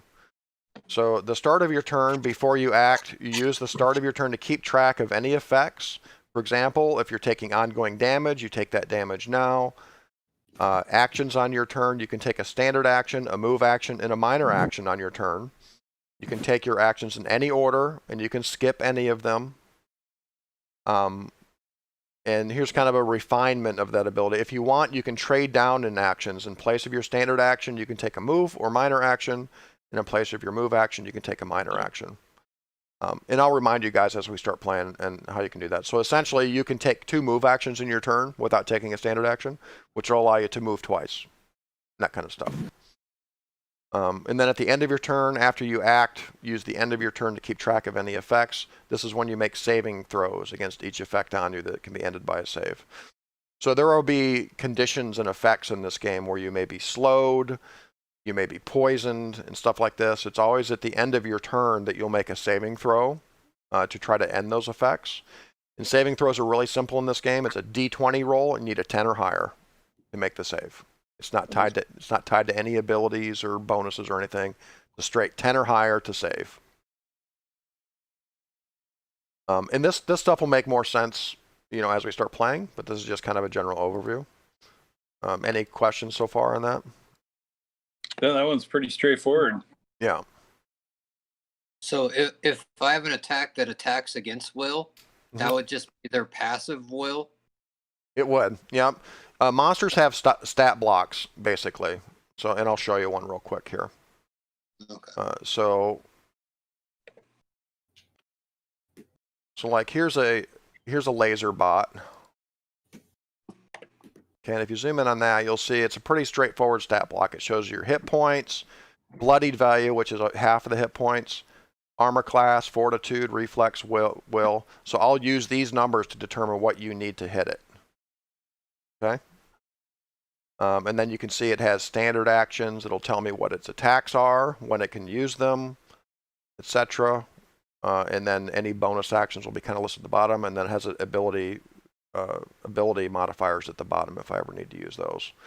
So everything is kind of built right in to these monsters. I'll know exactly what you need to hit them, whether it's a AC attack, a fortitude attack, or whatever. It gives me their initiative modifiers and everything. It's a lot like 4th edition D&D, basically, the way these monsters work.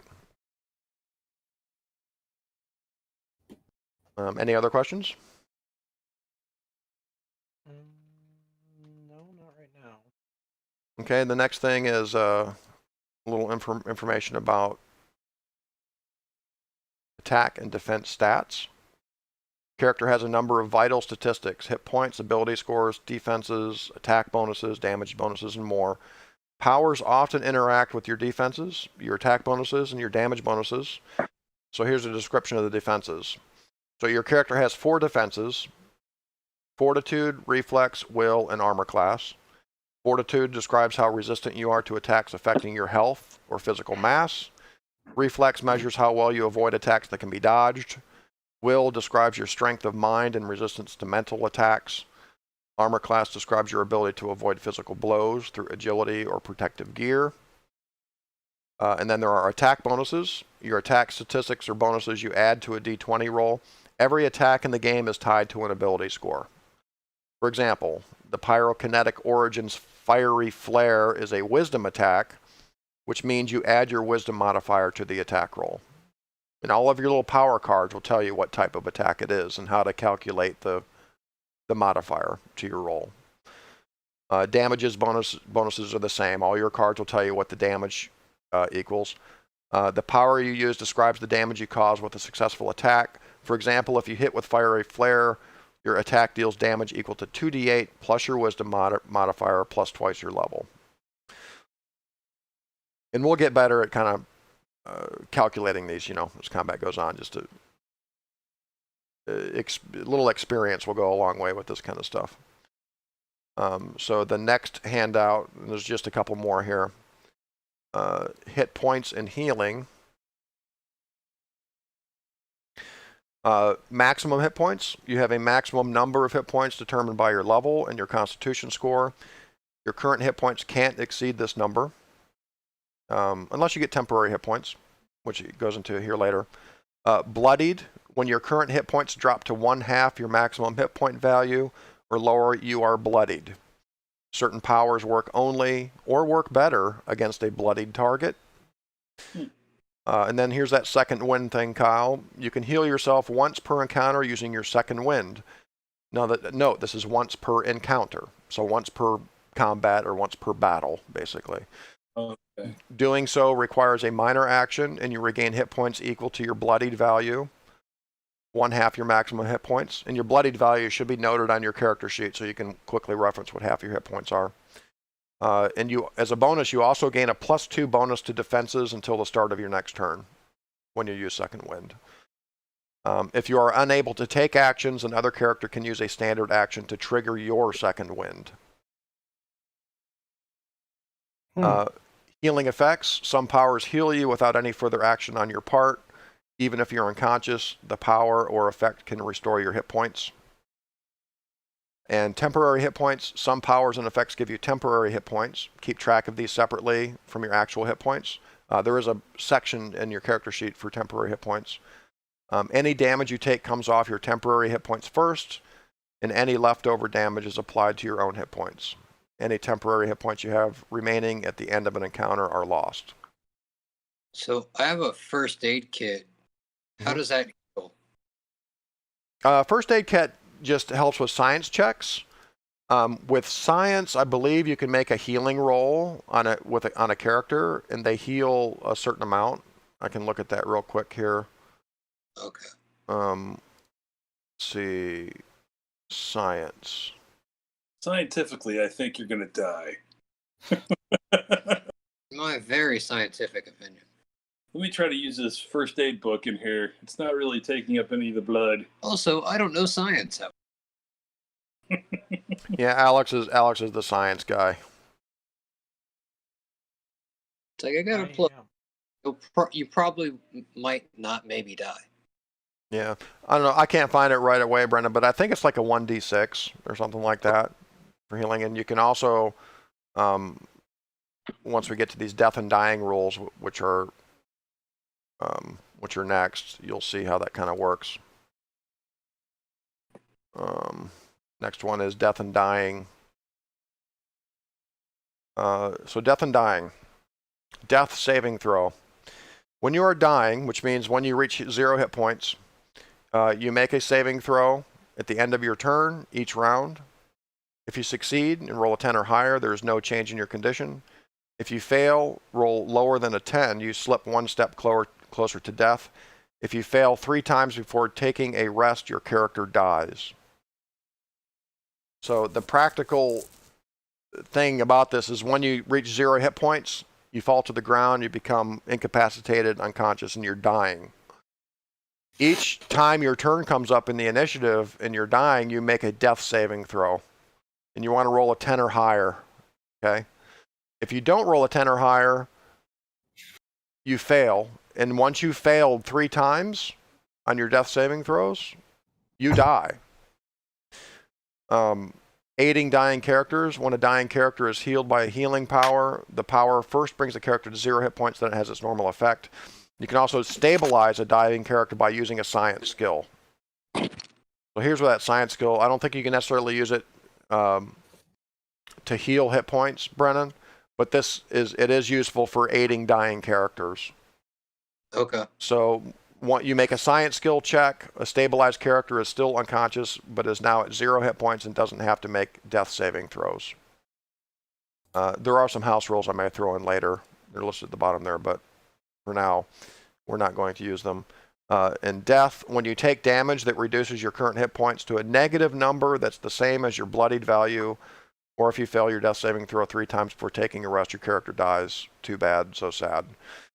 So you can die outright by someone doing enough damage to you in one attack that takes you to 0 hit points, and then does enough damage beyond that to take you to your bloodied value. There really are no negative hit points in this game, but think of it like this. If you have 5 hit points left, and say your bloodied value is 20, half your hit points, if something does 25 hit points to you in one shot, basically you die at that point. So if an attack reduces your current hit points to a negative number that's the same as your bloodied value, you die. Note that monsters can attack you when you're down on the ground and dying. If they do enough damage to you equal to your bloodied value, you die. That's like, I don't know how mean of a GM I'll be in those situations, but I'm probably going to be pretty mean with some of these creatures. Because that's what they would do. They would try to finish you off, you know. Too bad, so sad. Too bad, so sad. Okay. That doesn't sound like an alluding to any mercy there. Mm-mm. So, No, I'll probably be pretty mean with a lot of these creatures in this game because it's a harsh world, man. You know. And then you think we'd together and make it better, but no. Yeah, it's gonna be a heroic game, man. There's gonna be some really intense combats in this game. And then one more, the last but not least, is rest and recovery. And if some of you are familiar with D&D, this is very similar to 5th edition D&D. After a tough encounter, you might need to rest to heal up and recharge your powers. There are 2 types of rest. There's a short rest and an extended rest. You have to stay in one place and avoid strenuous activity during a rest. You can't walk or ride on a mount while resting. But if you're riding in a vehicle, such as a raft or a wagon, you might be able to travel and rest at the same time. On a short rest, it requires about 5 minutes. I think in D&D it's like 30, right? 30 minutes. In Gamma World, it's like 5 minutes, dude. If you rest for 5 minutes, you renew your encounter powers, refresh your alpha mutations, and regain all your hit points. You can take as many short rests per day as you want. So Kyle, it's not like the old school games, dude, where you get a certain number of hit points back on a rest. I think back in AD&D it was like 1 hit point, when you rest for the night or something like that, right? Or like Call of Cthulhu, I think is about the same. But in this game, if you're able to rest for 5 minutes, you regain all your hit points back, on a short rest. That's kind of crazy. It is kind of crazy, but it's going to keep the game moving forward, and it makes it so. And I can throw in, obstacles and conditions. You'll find you may not have 5 minutes to rest, that kind of stuff. All right. But really, it's about staying alive in combat, dude. If you stay alive in combat and survive a combat, all you got to do is rest for a little while, and you're fine. You may have some bumps and bruises and some, you may be bleeding a little bit or whatever, but you'll be all right. You're going to live. Rub some dirt in it. Yeah. Now, on an extended rest, it requires at least 6 hours. You must rest or sleep during this time. You can take 1 extended rest per day. At the end of an extended rest, you regain all your hit points, recharge your encounter powers, and refresh your alpha mutations. So notice, like earlier, I showed you that some powers say encounter on them, meaning you can use them once per encounter. I think that Big Claws ability was once per encounter, right, Brenan? So if you've taken a short rest, you don't get that Big Claws power back yet. You have to take an extended rest to get it back. It says you renew your encounter powers for short rest as well. Oh, it does, doesn't it? I'm sorry, it does. Yeah, so you refresh your encounter powers with a short rest as well. So what's the benefit to a long rest? Let's see. The main thing is the last thing it says here. You also need to take an extended rest before you can advance to the next level. Got it. So if you've gotten enough experience points to gain a level, you have to take an extended rest to do it. But for the most part, in this game, it's going to be short rests to determine when you get your hit points back and refresh your alpha mutations and your encounter powers. And the last thing is resting and death saves. When you take a short rest or an extended rest, you reset your number of failed death saves to 0. Meaning that if you come out of combat and you've failed 2 death saves and you're knocking on death's door, if that encounter ends, you basically reset your death saves back to 0, and you're just basically unconscious and still dying during the rest until somebody does something about it. Any questions on rest and recovery? No. That's pretty much the basics of the game, guys, as far as mechanics go. A lot of this stuff, will just be learned as we play. And I think it'll come pretty quick. I mean, it didn't take long for us to kind of get used to these. A lot of the guys that we played with were familiar with Dungeons and Dragons. And even if you know a little bit about 5th edition or have played that some of the stuff will be pretty intuitive for you. If you haven't, it may seem very different, and it's going to take a little time to kind of get used to these mechanics and these rules. But that's why I'm here, to help you guys out in these combat encounters. We're going to do step by step. We're going to, follow all the rules. You guys will just kind of learn them as we go.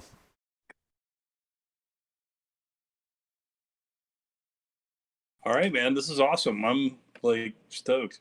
I gotta like spend some time inhaling my plant and temporal powers.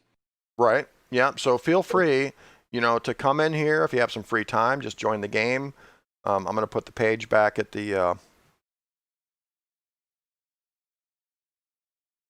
Actually, I'll leave it on the battle map, so you guys can play around with it. Feel free to come in here and just look at your character sheets.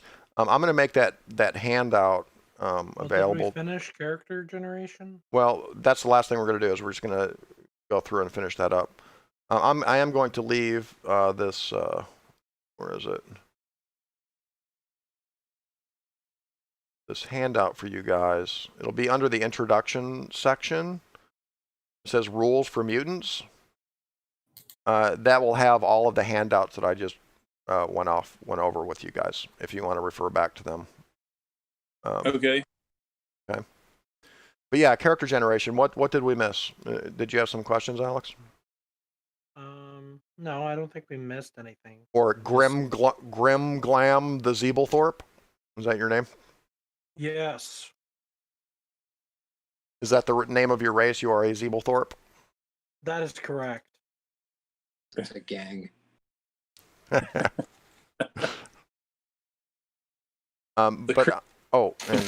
I will go over these I will go over these character sheets before our first session just to make sure everything jives. I noticed there are no like rollable macros from the actual character sheet. Like there's no place for weapons or anything.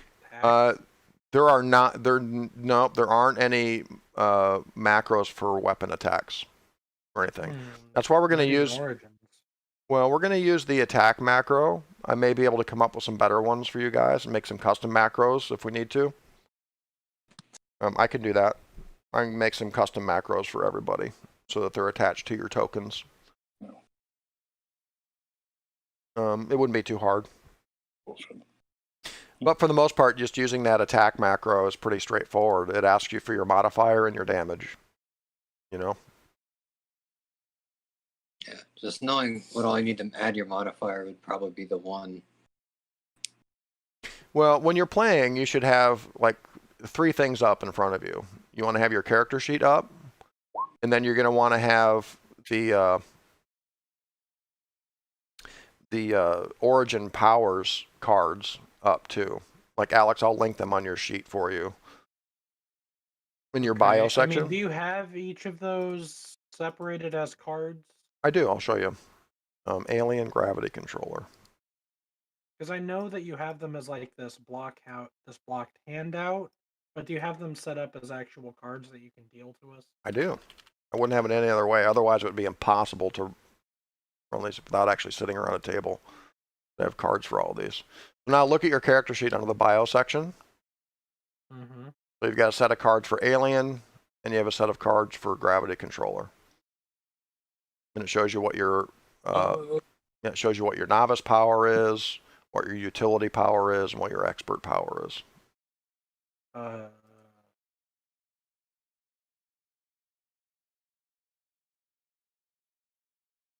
I'll take your word. I can't see any of that. Maybe close your character sheet and open it again. Yeah, that's what mine was working when I started, and then I did close mine, and yeah, it's working like a champ now. Okay. How do I pull up the deck? Just click in your bio section on your character sheet, bio and info. Yeah. Yep. See where it says origins, and then there's a link for alien. There's a link for gravity controller. Just click on those. When I click that, it doesn't do anything. Really? Mine wasn't either, but somewhere along the way that changed. I'll try it again here. I thought it have like pop-up blocks or anything. I think so. Top if the block will pop up. Oh, well, okay, so that's what I'm saying. Like, it pulls up that, but do you have them as actual cards? No, I don't. I just have a set of cards for each origin. Okay. I never thought of that. Yeah, I could do that. I could create separate cards. That would be ideal so that we can have those in our hand alongside our Omega Tech and stuff. So that we can just quickly reference those.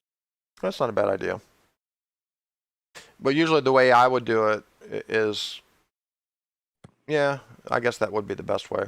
But what you can do is when you have this open, like I'll show it to you guys, like that alien one. If you click on that little button next to the word alien at the top, it'll open it up into a separate window. Yep. And you can click and resize that window, and it will kind of zoom them in.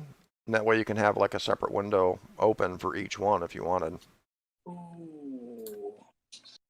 You know what I'm saying? Yeah, Right. now I, You know, I do think it would be easier to have them as cards.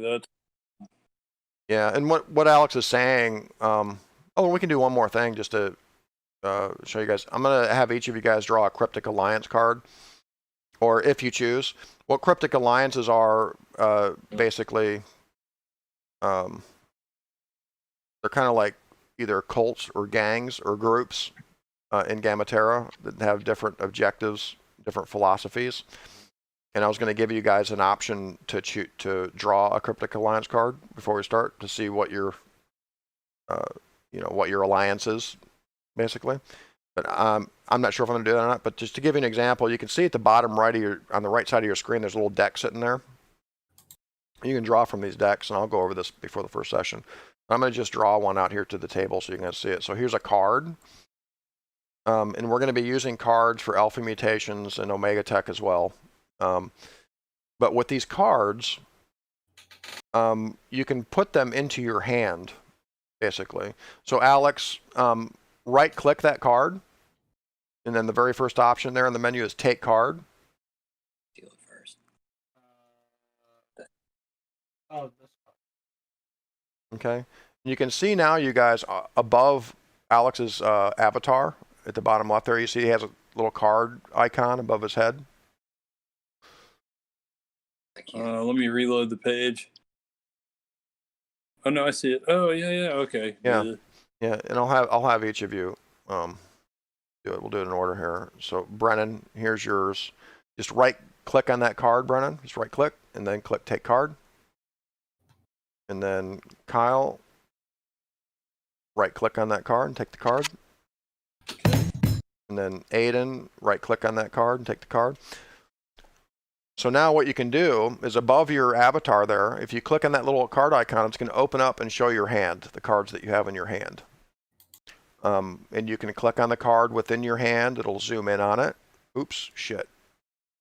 It's stealing it from you, Brenan. Hold on. No way. I may have to look at I may have to look at these. But if you click on the card, it'll zoom in on it and show you in that, so you can actually read the card. So that's what Alex is saying. If I can chop these cards up and give you guys, your novice abilities, in actual card form, you can just have them in your hand and refer to them quickly that way. I may do that. That's a pretty good idea. Wouldn't take that long either. What the heck is this Cryptic Alliance? I don't like it. I know. Radioactive. If anything, I'll probably let you guys choose if you want to belong to one. But what's kind of cool is they. Why is it making me steal them? As the GM, I shouldn't steal them. These Cryptic Alliances have mechanics tied to them, just interesting little fun things that you can do. And they usually involve the other players in your group. Yes, I can send all of them into Alpha Flux, whatever that is. Oh, right. Yeah, a cool mechanic in this game. You're going to have alpha mutations that you can use. And they're going to change every encounter. But when you have alpha mutations, if you ever roll a 1 in combat during this game, whether it's a roll to hit, a skill check, or whatever, if you ever roll a 1, an alpha flux happens, and the person who rolled a 1 loses all of their alpha mutations and draws new ones.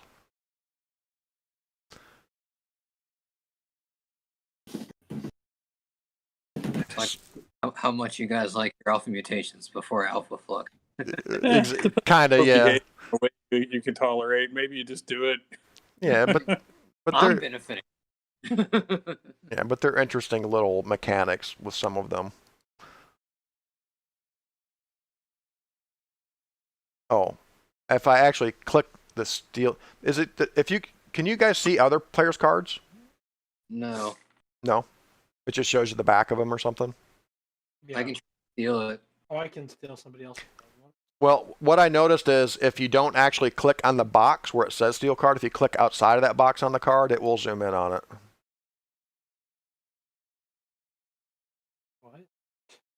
Only if you're the GM.